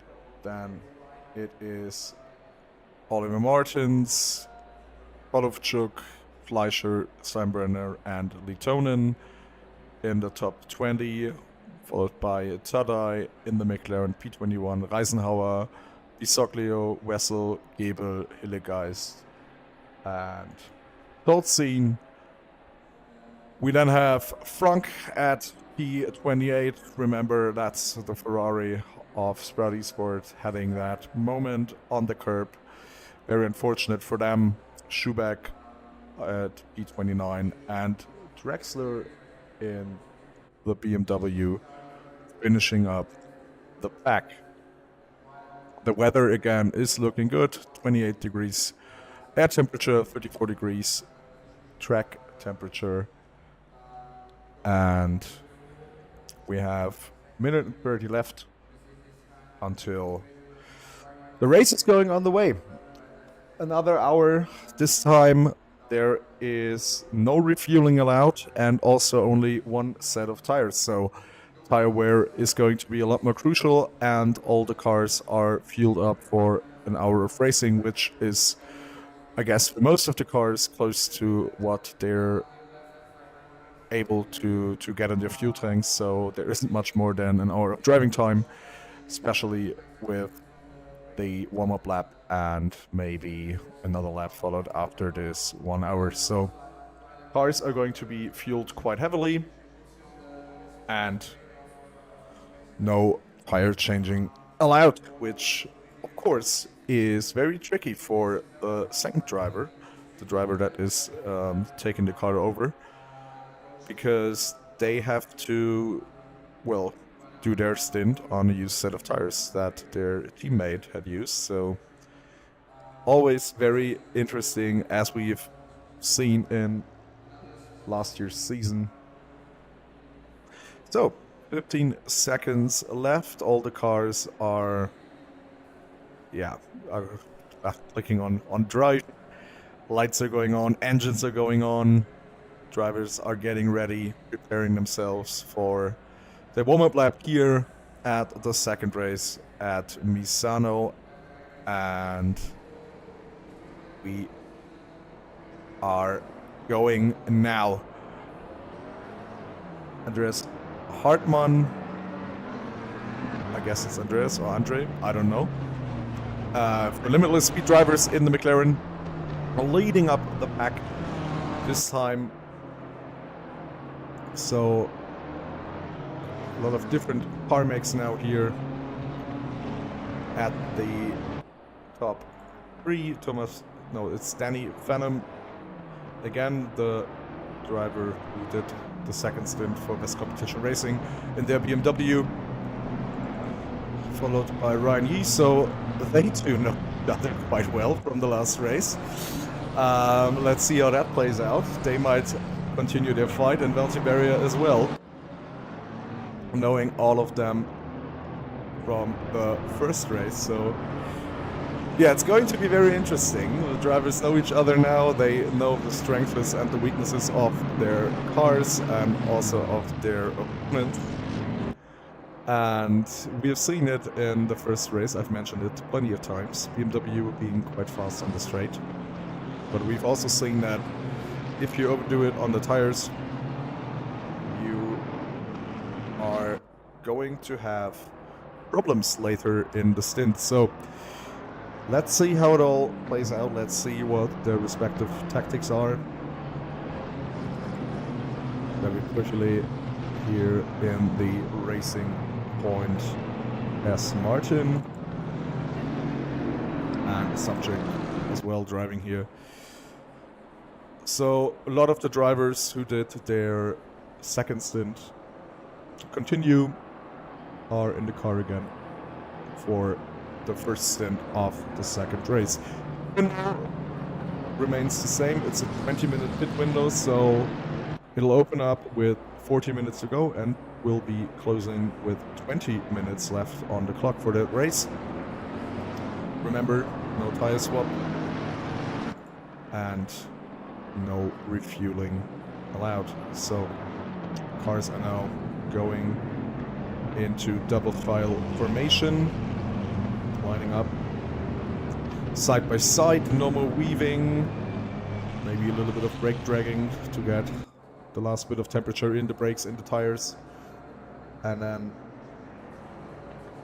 we will find out who'll lead into the first race and who'll finish first here in that second race here at Misano for the RennWelten Sprint Series. So, it's another hour to go here at Misano. 4.2 kilometers, 50 turns, 10 to the right, 5 to the left. Let's do it all over again. And it is lights out, and away we go. Green flag. McLaren getting away nicely, having the inside line. Oh, but the Ferrari here at P2, he is on the inside now. And because of that left, right, it's, you know, he has the advantage and the other car has the advantage. And he really wants to do it, and they make a little bit of contact, and the BMW can compromise from that. He is leading into the run. Well done by him. Again, it's all very fair, very nicely. Little bit of contact here and there, but everybody survives. Nicely done by all of them. And the BMW of Danny Benham leading the pack in front of Hartman. And, well, they too haven't figured it out. Not at all. They're still really trying to get a move on. McLaren here off barrier on the outside against Ryan Yee from the Low Fuel Motorsport McLaren. Now all side by side. BMW here behind is also looking very racy, so they all want to get a move on nice and early. They know that most of the cars they cannot overtake during the race. At BMW going a bit sideways here. Area diving down the inside against the Ferrari. They make a little bit of contact. Still living. The General will not be happy about that. And at the front, still Danny Benham. A little bit of a gap against Hartman. Then the Gennaro area E5 and the BMW of Cherepin at E5. Subject P6, Bertoli, P7, Yi, P8. He lost some places, we haven't seen that. And now they all settled down. So again, very well done. No big incidents, at least from what we could see at that moment. So our last race finisher and race winners still P15. So that is now going to be very interesting. Who can gain positions, who might not be able to. I think we'll have a lot more fighting going on in this second race here, because we've seen the pace from all the cars, and now it's really interesting what they're all doing. Look at that. That is a big train at the front. The BMW of Phantom can pull quite a nice gap. He'll be happy about that. Hartman as well. And then the Ferrari of De Gennaro behind Valentine Barrier. Remember, they made a little bit of contact, but I think it wasn't too bad, so both cars will be driving beautifully still, I hope. And we have Richelieu in the Aston Martin, followed by Yi and the McLaren, and Julian Naumann for RennWelten Esports in the number 71 Ferrari.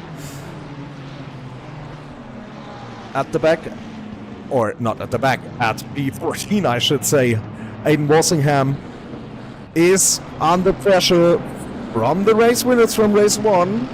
Gert Fischer already trying to get a move on. He wants to get going. He knows he got the top speed behind Louis Fleischer, Villace Academy Ferrari, diving down the inside, wants to, then goes to the outside, braking. Wow, that was very nice move. McLaren getting a little bit twitchy on the accident. A little bit of an oversteering moment, but the Ferrari still has the outside line. McLaren keeping it on the inside. Now the Ferrari might get better exit here. Getting into the drop. Look at that. Very close. Now where is he going? He's going around the outside. They are really fighting it out here. Now the Ferrari again has the inside line, and now the McLaren knows that Ferrari is coming. They make contact. Oh no! And they make contact and they touched, and Louis Fleischer lost all of its position. Now is at the back of the field. Oh no, that is very unfortunate for them. We'll have a look at that again because it looked like they got it all figured out, but then it all went wrong here. So Louis Fleischer going down the inside, McLaren opening up a little bit, and then yeah, they just, wow, that's a tough one to decide. But of course now very, very unfortunate for Louis Fleischer, who tried to make a move stick, couldn't quite do it, and now finds himself at the back of the grid. We, however, will now look at the front of the grid. The gap that Phantom could pull, well, is closed down a little bit now. It seems like the McLaren of Hartmann can stay with him. Behind them, Barrier seemingly made a move on Cherepinin, who will now try to use all his power, all his speed that he's having. Oh, and he has to go wide. He had to go wide because he nearly ran into the back of Barrier there. That's how much speed advantage he got in his car. Oh, he survived that, but now, of course, he gets a lot of pressure from the Gennaro behind, who I guess will not be that happy with his start because he is now finds himself in P5. I guess he expected better there, not sure what happened. Yes, there was a little bit of contact for him. And George Boothby, who is under pressure from the Williams Esport car. A lot of pressure. I think they also made a little bit of contact here, so the aggression is getting that much higher now in that second race. Everybody wants to get a move on. Dennis Schöninger in the Williams Esport car already flashing at Boothby, telling him that he does not feel alright with whatever happened to the both of them. We'll get a look here inside the car of Dennis Schöninger, following Boothby down that long back straight. And you can see he is gaining ever so slightly. He's gaining. Where will he go? Oh, and he is driving down the inside. What a move, but they made contact. Oh no! Oh no, and we have to look at that again from the outside, because that was, wow, he dives down the inside, but then yeah, Boothby is turning in. He couldn't hold his line, and oh no, it's drama both of them now.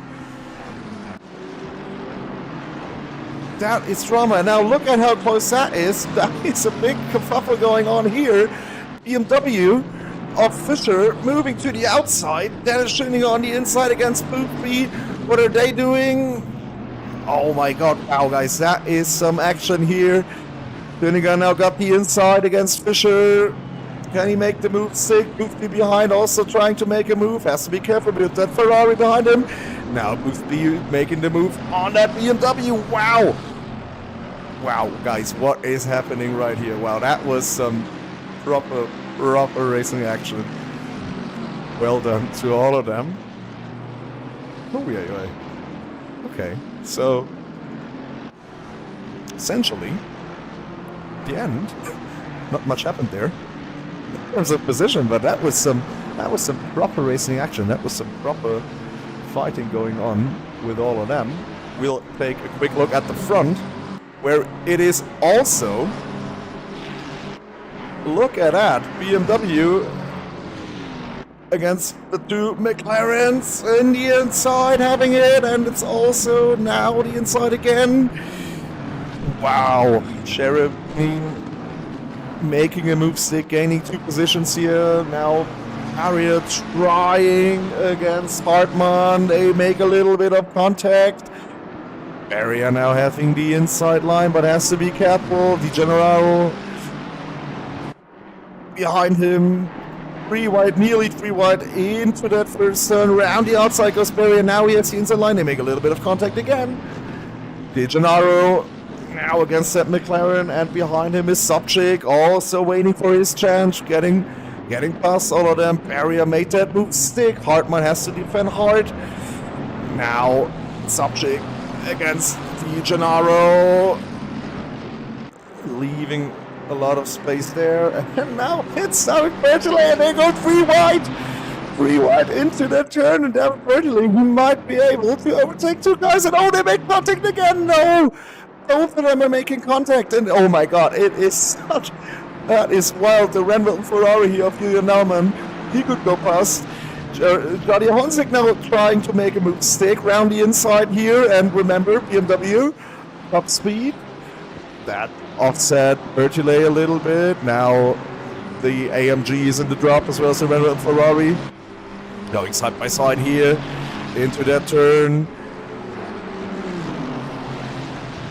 And now the AMG, oh no, he lost it. Oh no, he lost it, and that is big incident, a big crash. Sobchik lost it on the right turn. He collected Bertollet. Oh my god, that could have gone so much worse. Luckily, you have to say luckily, only 1 car was collected, but he lost it. Like, maybe we can have another look again. So we look at the chase cam here. So Sobchik going on the inside, braking, and he was still a little bit, he had a little bit of steering ankle still cracked in, and then hit the brakes. And yeah, with those aero-dependent cars, you're going full oversteer mode, nothing you can do there really. It's very unfortunate for both of them, especially for Bertollet, who could not do anything really at that moment in time. He was just, to his fate. What should you do? Couldn't see the car coming. That was very unfortunate, but wow, what a fight it was and still is for most of them here. At the front, as we could have seen, the gaps now at 1.2 seconds from P1 to P2 and 1.2 seconds from P2 to P3. So they have settled down a bit, but here at the back, none of them has settled down really. Now look at that. Ryan Yee got overtaken and now might get overtaken as well from Alexander. I'm always saying Alexander, I don't know why, it's Aiden. Sorry, at that point, Walsingham, oh my god, and we have to get that camera out. There's so much action going on here.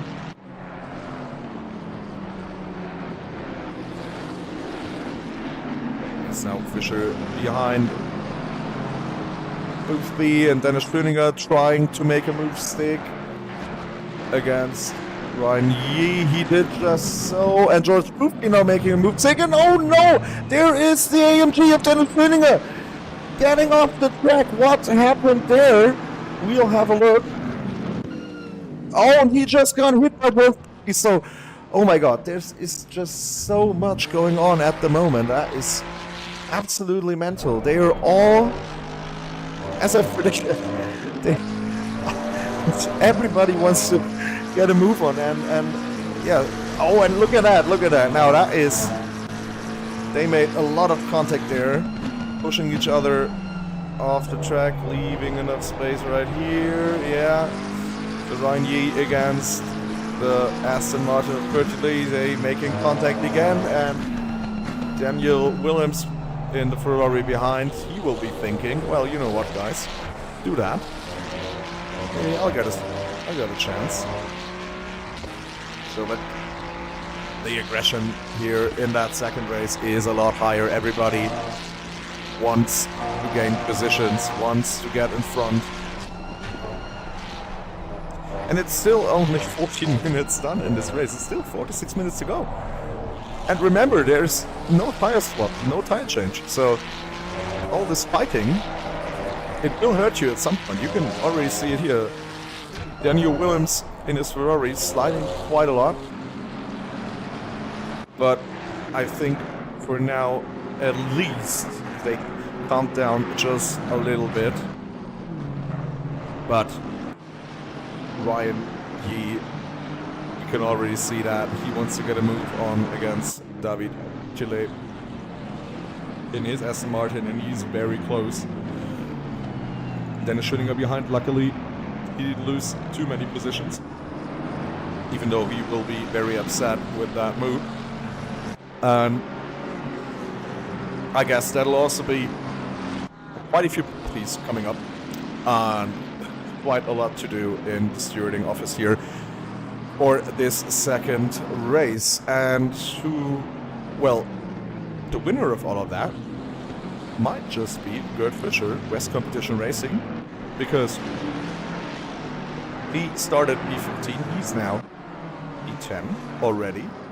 We can see Julian Neumann making up a place against the McLaren, having the inside line, making that move stick. Di Gennaro against the car of Vasna, adding the inside line, also made that move stick. So we have another 5-car battle here going on at the moment. All fighting for that P6 that Julian Naumann currently is holding in the RennWelten Ferrari. Vasna now has to defend himself against the AMG of Walsingham.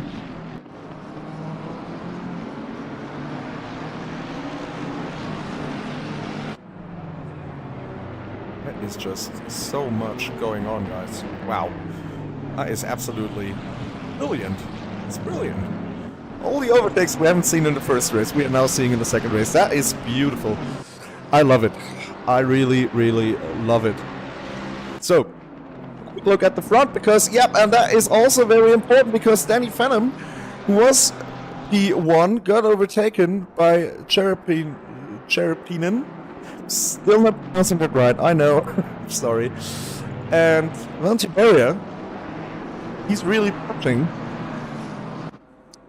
for that second place. So, not sure how they swapped positions, P1, P2, but they did, and now Beria wants to get a move on that P2 of Danny Phantom. We'll quickly have another look at the back. Car of Julian Naumann with those 5 cars behind him.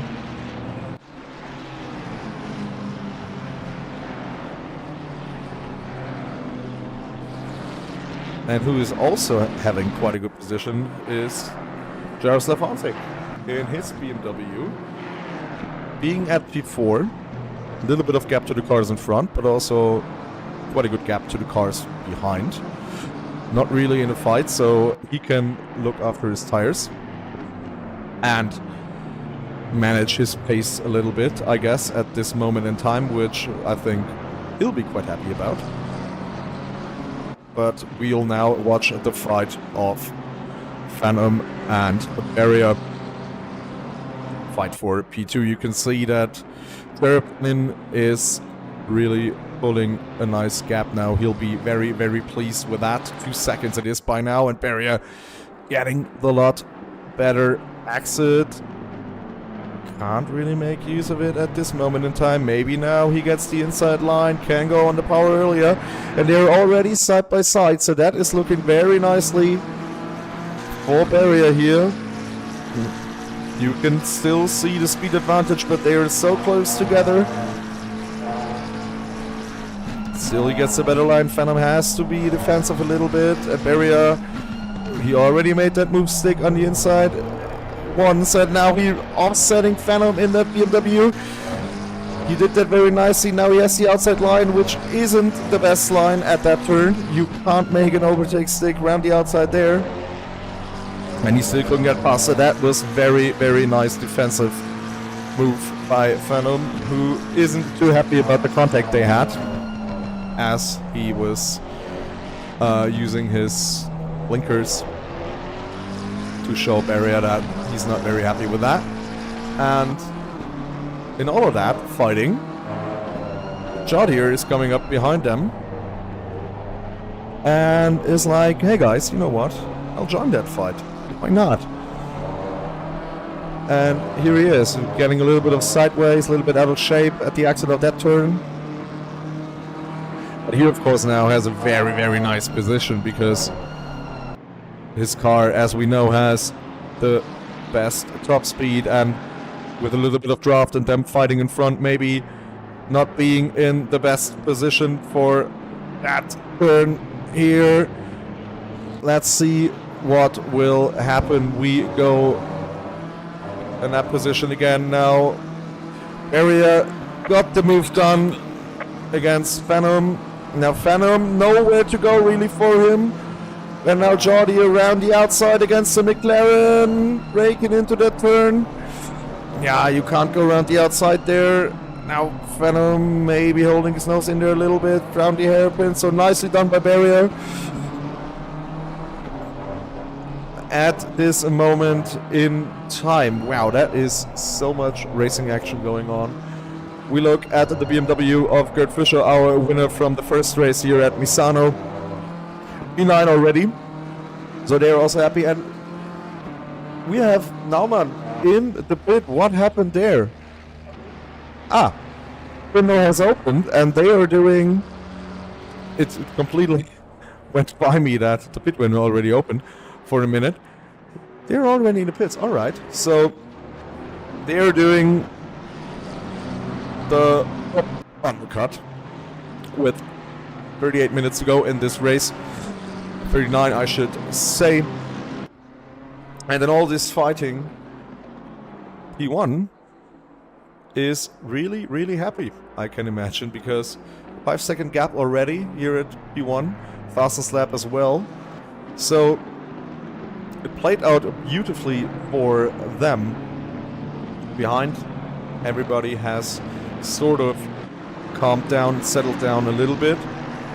Well, maybe not everybody, because Ryan Yi getting very close to the AMG in front of Sascha Wasner. And we'll also have a look at the back of the field. P21, Reisenhauer, followed by Serbin. And you can see already how different the tactics are for this race opposed to the last race.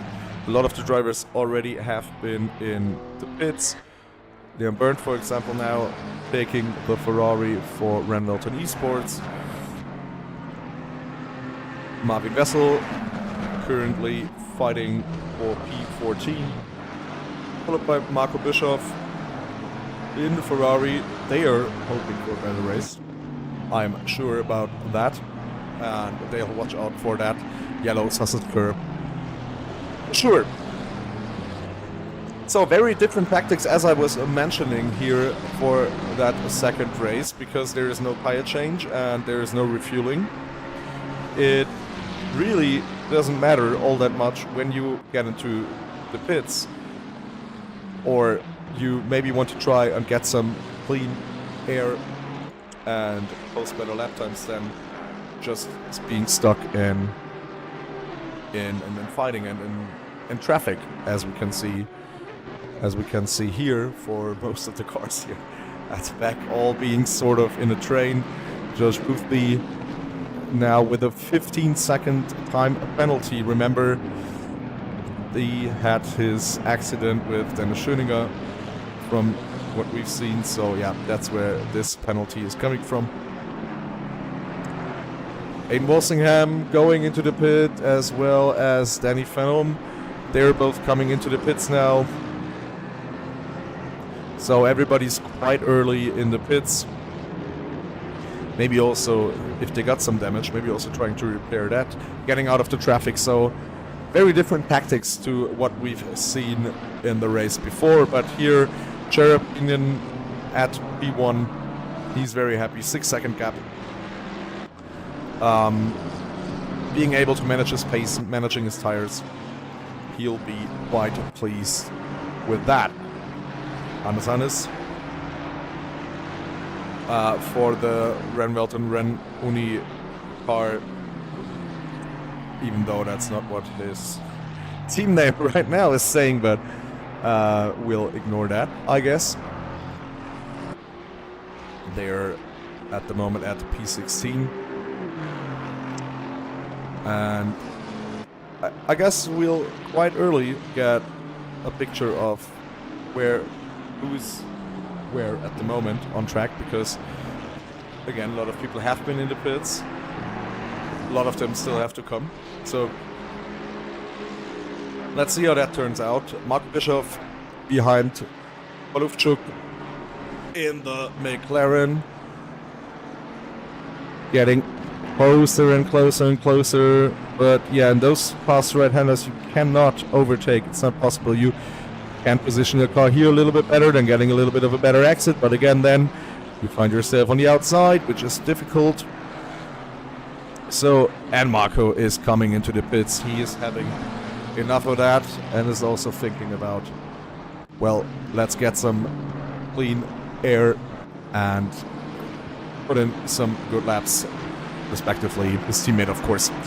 David Bertollet having a 5-second time penalty for one of the incidents that we have seen in this massive fight between all the cars going on. And then Schöninger in front of him at P7. Di Gennaro is currently at P6, following our race 1 winner, Gerd Fischer for Best Competition Racing. So he's already at P5. He'll be pleased with that. And Jaroslav Honzik currently at P3, second behind Valentin Beria at P2.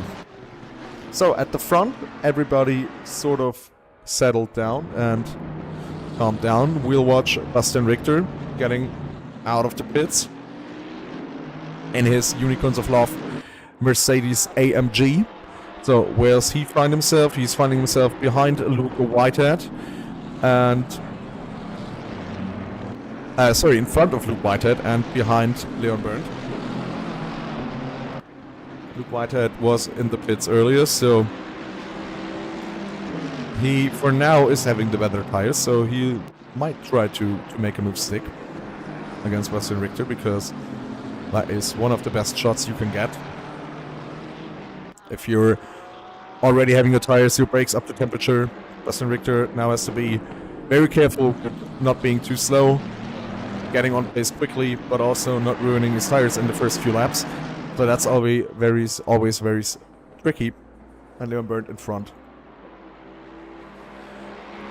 is trying to gap, I can imagine, hoping for the cars behind to fight so that he gets some breathing space. So another look at the front. Still nothing changes, really. Jared Penning can pull a little bit of a gap every lap, so he'll be pleased with that, I can imagine. The RennWelten Renn team car comfortably at P12 at the moment. So will take place in the cockpit of Luke Whitehead here, seeing him following Bastian Richter, and you can see, wow, look at that. He is really gaining on the brakes. Now is a little bit of oversteer. Remember, there was no tire change, so it's really tricky getting a car that has like used tires. Still, you have to get them up to temperature again because they're cooling down in the pits, you know, stuff like that. So can be an advantage to be on the hotter tires, let's say, but that advantage is going down quickly, you have to say. So another few cars in the pits. At the front, still very much unchanged. So Dale going to be happy. Dennis Schöninger as well, still out, still hasn't pitted. As did Louis Fleischer in the Veloce Academy Ferrari. They all haven't been in the pits, but most of them have by now. So it's going to be very interesting where they are all coming out. So Malinowski took the car from Jodier. Where does he find himself? We'll find out in just a few moments. He is... It's close, but he's in front of the RennWelten car of Leon Berndt. So let's see how quickly he'll find the rhythm. And behind Luke Whitehead, really pushing against Bastian Richter. So he wants to get by, he wants to get going. Getting past him. And Bastian Richter at the same time. Also gaining on Leon Berndt in his Ferrari. So those three haven't figured out who will be placed to. And behind them is Thomas Schamaitat. He is not really gaining on the cars in front, but also having a comfortable gap behind. So I guess he'll play the long game, waiting, looking out for his tires, and then he'll get his shot maybe when the cars in front are starting to fight. We've seen how fast it can go, how quick it can go if the cars in front of you starting to fight and you know, they touch, they're scrubbing, they're getting off track, whatever. It can go so fast, and suddenly you gain so many positions. So he'll play the waiting game, he'll play the long game, I'm sure about that, and he'll have his shot later on. So Malinowski trying to pull away from those cars behind. He'll be thinking like, you know what guys, start a fight, come on. Get going. And I mean, from what it looks like, they're about to. They're about to fight. So, the top 9 still hasn't been in the pits. So, we still don't know where everybody will end up eventually, or how the standings are in reality. Because some cars still have to pit.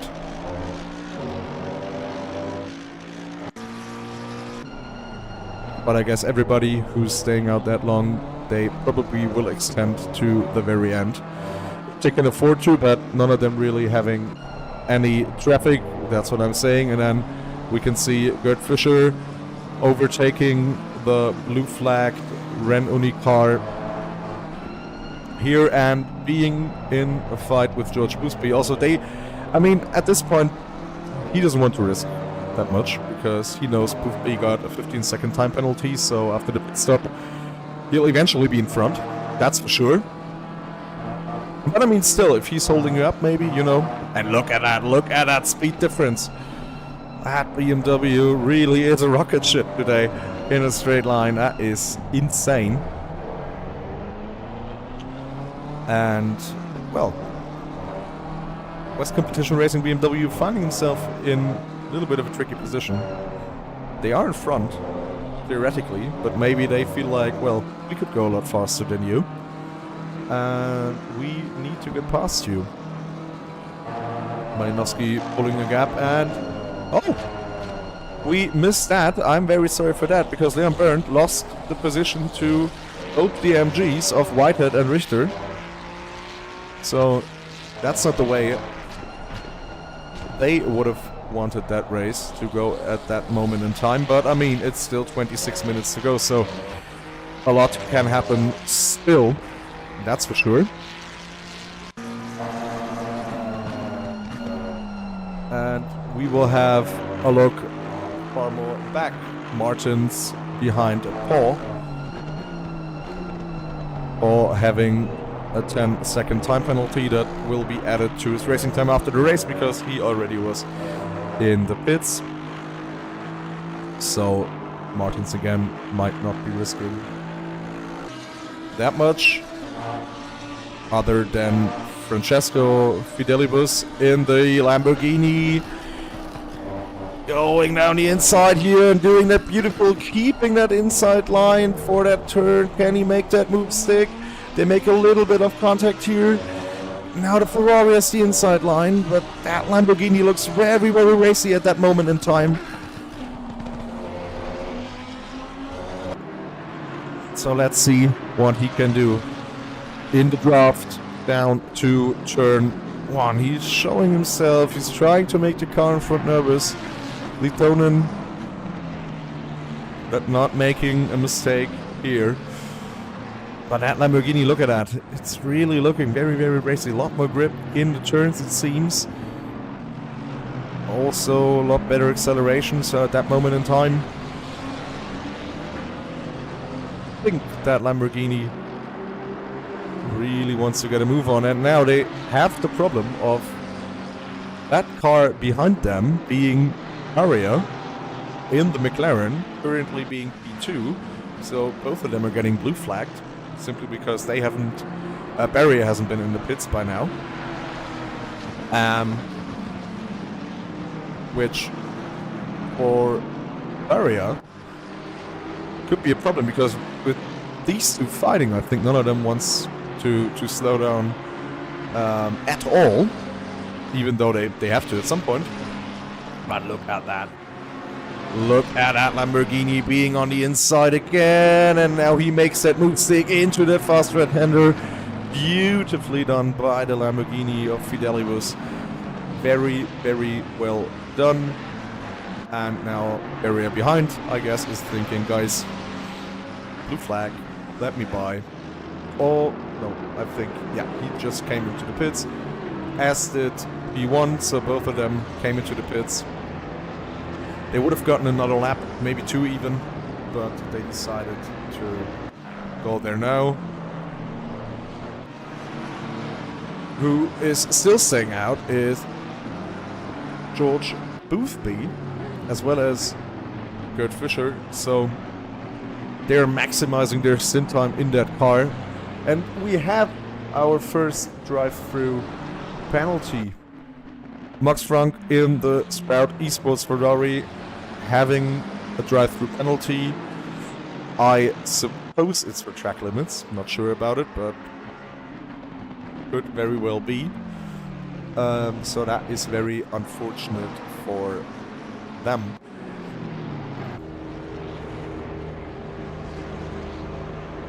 So, Tilly in the S&P Racing Esports Lamborghini is coming out of the pits, followed by Sean Arnold in the Yassid Esport McLaren. So, they did their pit stops and now have 22.5 minutes to figure out what position they're going to finish. Gerd Fischer at this moment in time looks a lot more racier and a lot better on pace than George Boothby. Both of them are staying out, so both of them are coming into the pits at the last lap. 720, posting the yellow flag. Where we have him. Tobias Lang, let's see what happened there.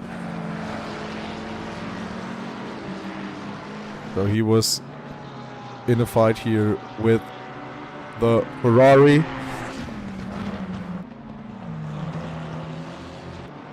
Let's go it all. Oh, and then they make a little bit of contact. And okay, that was wild. So yeah, that's of course very unfortunate for both of them. That's why we had that yellow flag briefly. So, looking at P1, George Boothby at the moment, because everybody who hasn't been in the pits by now has to go now, because otherwise that'll be a penalty coming their way, because the pit window will be closing in 1 minute and 10 seconds. So, there isn't much time left for them, and they have to do it now, which might not be ideal. In general, following a car into the pits is not the ideal thing you'll want to do, because you might not see your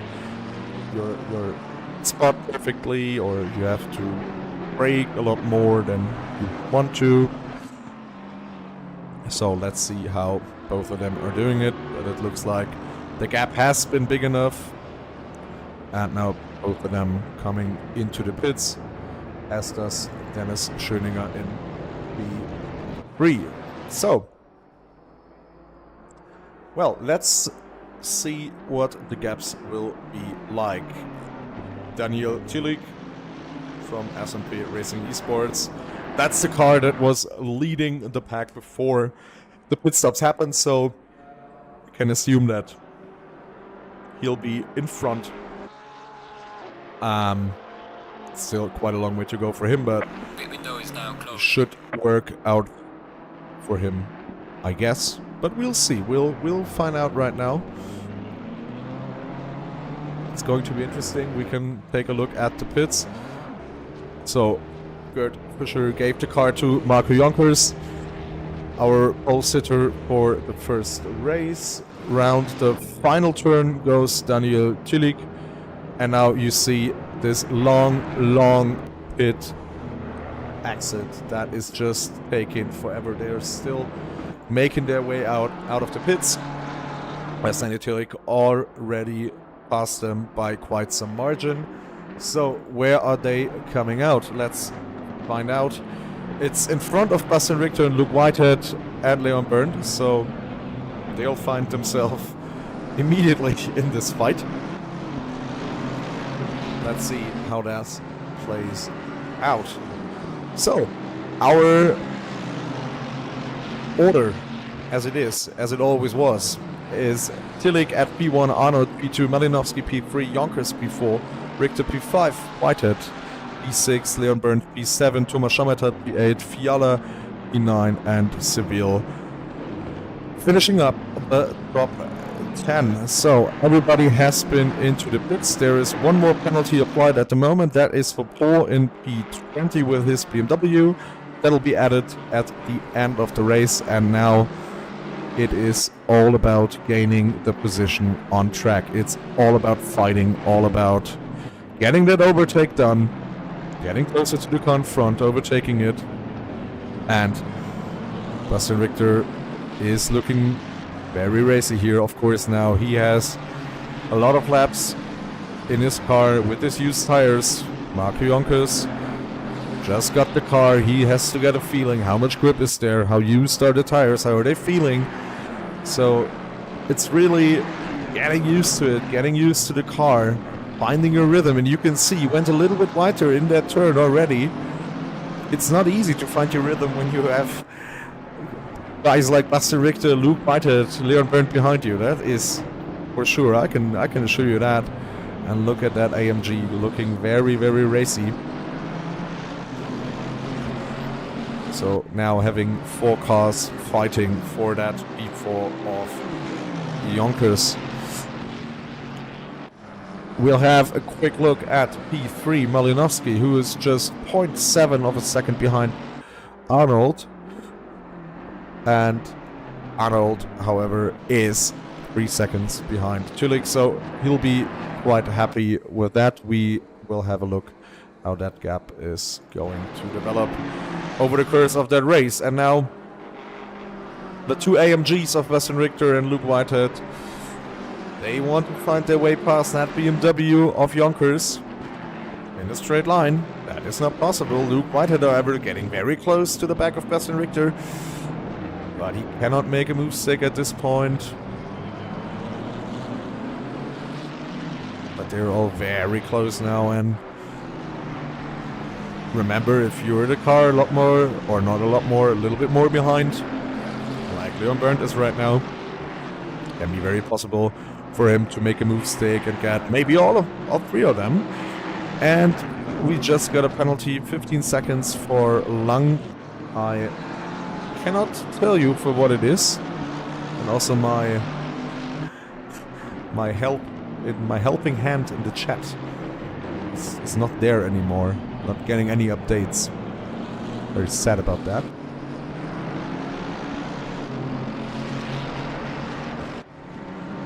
So as long as all of them are fighting, we'll have a quick look at the back, maybe see some fighting action there. We do not really at the moment.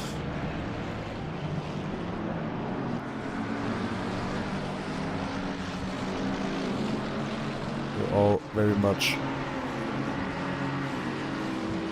the same gap, and nothing's really changing so far. So we take another look in front, and look at that, guys. Look at that. Malinowski very close to Arnold. Already on the inside. That's the fight for P2. He has the inside line. Oh, it nearly made contact there, but they avoided. And Malinowski getting past Arnold. So Malinowski now in P2 in his BMW. He'll be very pleased about that. And behind it is still Jonkers, Richter, Whitehead and Bernd. All trying to get that before. Arnold now lost that position as we have just seen, which of course Tillich is very happy about, I can imagine, because he has now nearly a 4-second gap to E2, which is Malinowski. So Luke Whitehead, especially in that turn, he's very, very close to Bastian Richter, but then they're never really able to get any closer. As I've mentioned in race 1, it's like, yeah, having the same car make, it's not really making it easier for you to overtake. We will have a quick look here at the back, where sort of have the same picture as we have in front. 4 cars, all sort of similar gap. And we now see the McLaren here of Tobias Lang having a 15-second time penalty and trying to make a move stick against that Ferrari of Berggold. Let's see how that plays out for him. He is in the draft. He is gaining. Will it be enough? Not this time. Oh, and there goes Allen. That is Allen in the Ferrari, I think, going wider a little bit, but he kept it on the road. Didn't even lose that much time. Impressive. But now we look at that action here in front again, and oh no! Bastian Richter with the drive-through penalty. That for sure is for track limits. That is very unfortunate for him. That is completely taking him out of, yeah, I think even a top 15. That is going to take him a long way back, because there's not that big of a field spread. That is very unfortunate for him, but yeah, we've seen it from the start on, right? It's second race, aggression is a lot higher, and that of course means the risk you take as a driver is a lot higher. There's you just put a little bit more to maybe gain that position, and sometimes you just overdo a little bit, get a little bit off the track, and well, that's enough. And that's very unfortunate for him. He has to get into the pits in the next 3 laps. I think the cars behind him will be very pleased to know that. Jonkers now looking like he's really under pressure, but also they're gaining quite a bit on Arnold, it seems. It's only 1.3 seconds behind, so I think nothing's really settled here. There's everything at grabs still. Now let's see how that turns out. We have another look at this battle here going on. Still the gaps remain sort of the same. So we quickly put our eyes at the front, because Luke Whitehead now positioning his car on the inside. He really wants to get by Bastian Richter. He will be thinking, come on mate, just get into the pits, do your drive-through, and let me get that BMW in front. We have a quick look here at Thomas Schammertat for West Competition Racing at P9. Being 1.3 behind Fiala, so he wants to close that gap down and get him.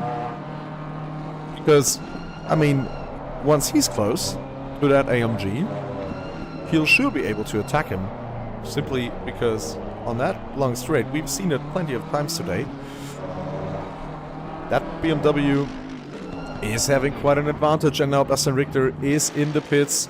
So, Marco Jonkers now has a little bit of, a different car in his rear view mirrors, and I guess he'll hope to keep it as far behind as possible. Luke Whitehead, on the other hand, sees that quite differently, I can imagine.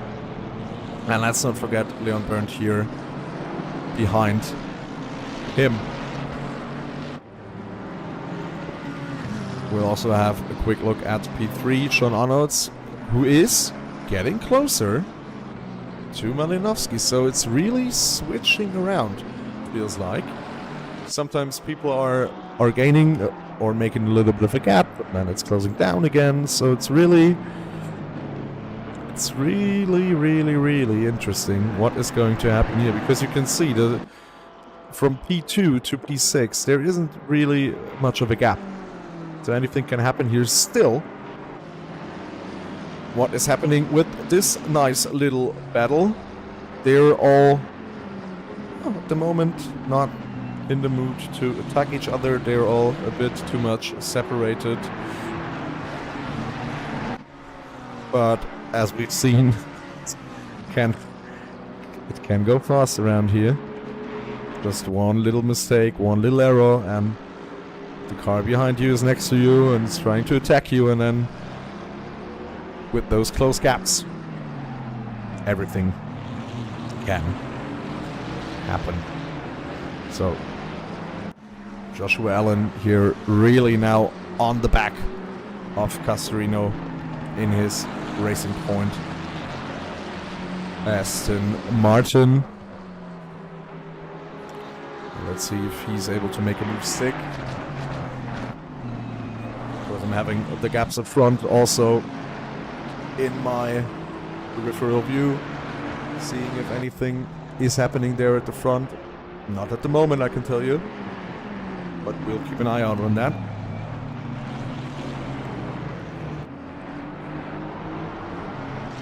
And we look at Fidelibus here in the Lamborghini doing a brilliant move against Martins. Now Martins, of course, has the inside line. Oh, and there was a little bit of contact. Not sure who did what there. Bastian Richter might be pleased about that. He has the outside line now against the Aston Martin.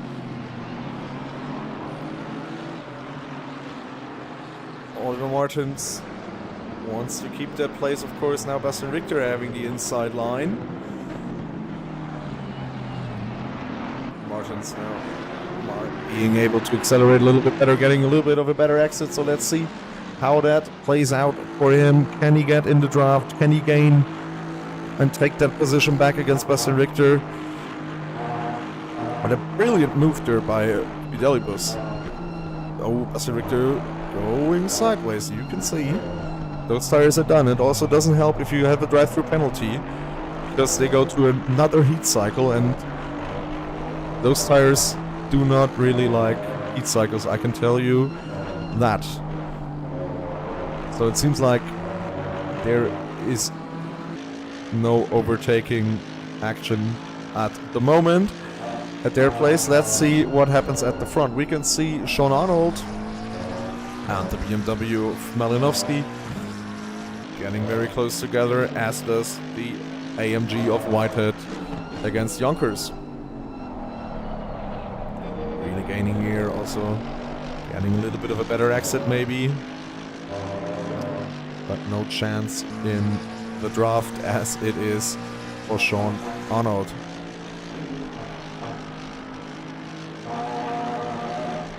Daniel, the point system is in the race app. There you can find it. And I'll learn it for the next 2 races. Then I can tell you everything.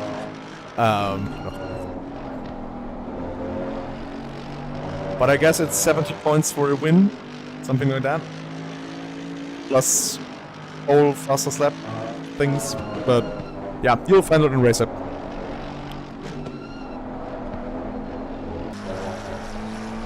So,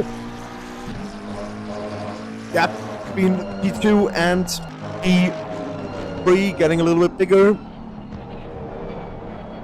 which you can't say about the gap between Luke Whitehead and Yonkers here.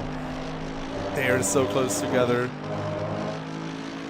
I guess Whitehead will be a little bit frustrated maybe, not being able to make a move or get past that BMW is trying now. Late dive down the inside. Having the inside there, but now he's having the outside line again.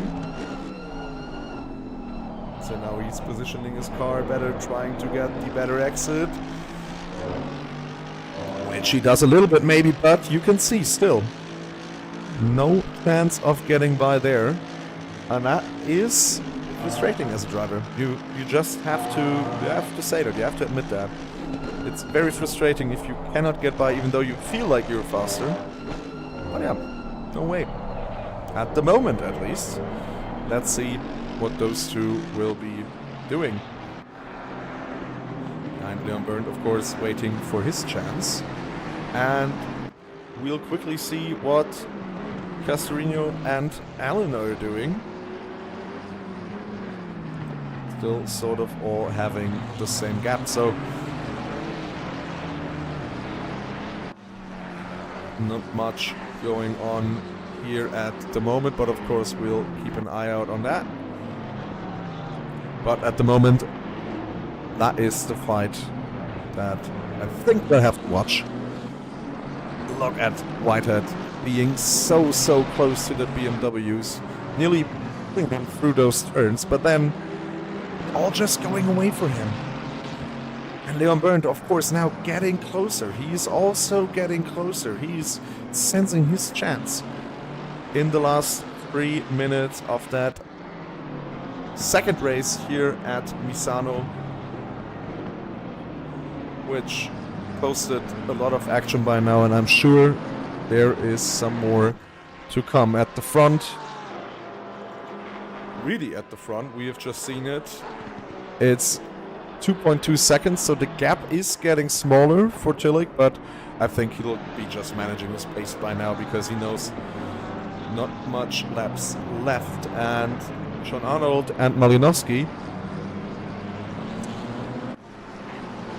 they're also trying to find out who's going to be P2 and who's going to be P3. And Whitehead behind,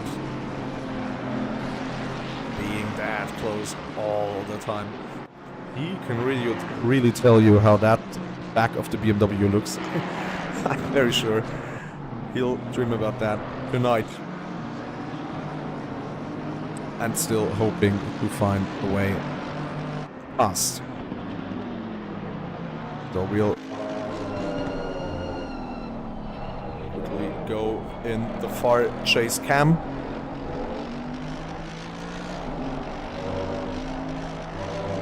Our drone pilot, of course, also has to work today. And we'll see. So, it is 1.5 minutes to go. That should mean...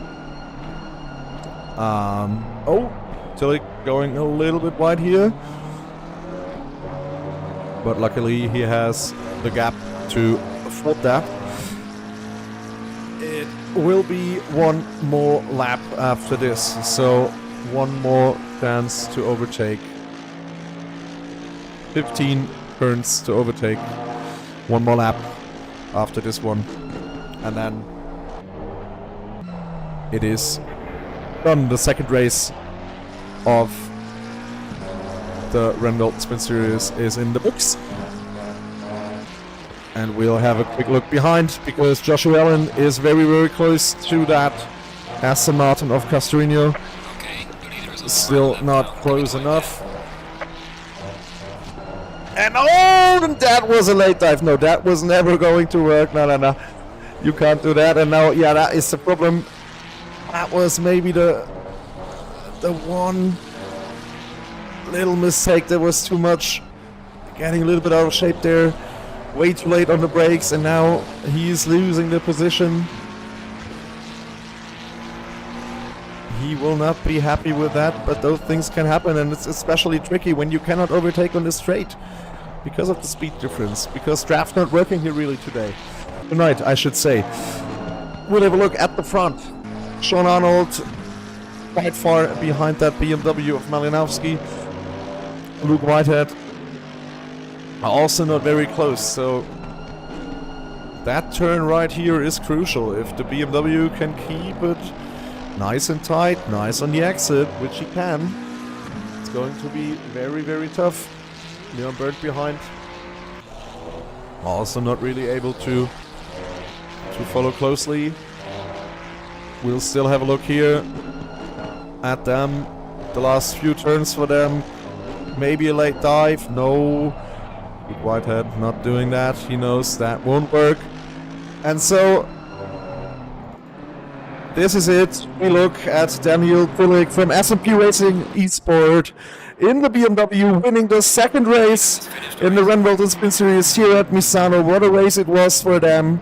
Really, really well done. Congratulations. Malinowski finishing P2, Sean Arnold P3, Marco Jonkers P4, Luke Whitehead P5, Leon Berndt P6, Fiala P7, Shamai Tat P8, Civil P9, and Ian Murphy finishing up the top 10. So really, really well done to all of them. Casarino here at P11, Berggold, Allen, Lang, and Schneckenberger finishing up the top 15.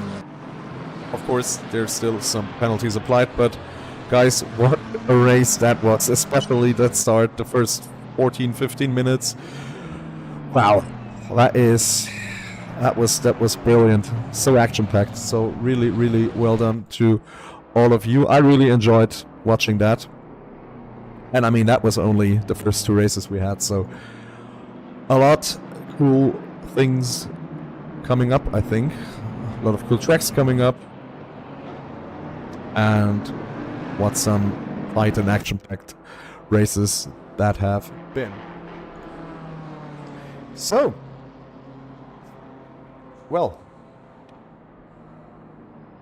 it was a pleasure. Thank you all for watching. We'll see and hear each other, mostly here, I'd say.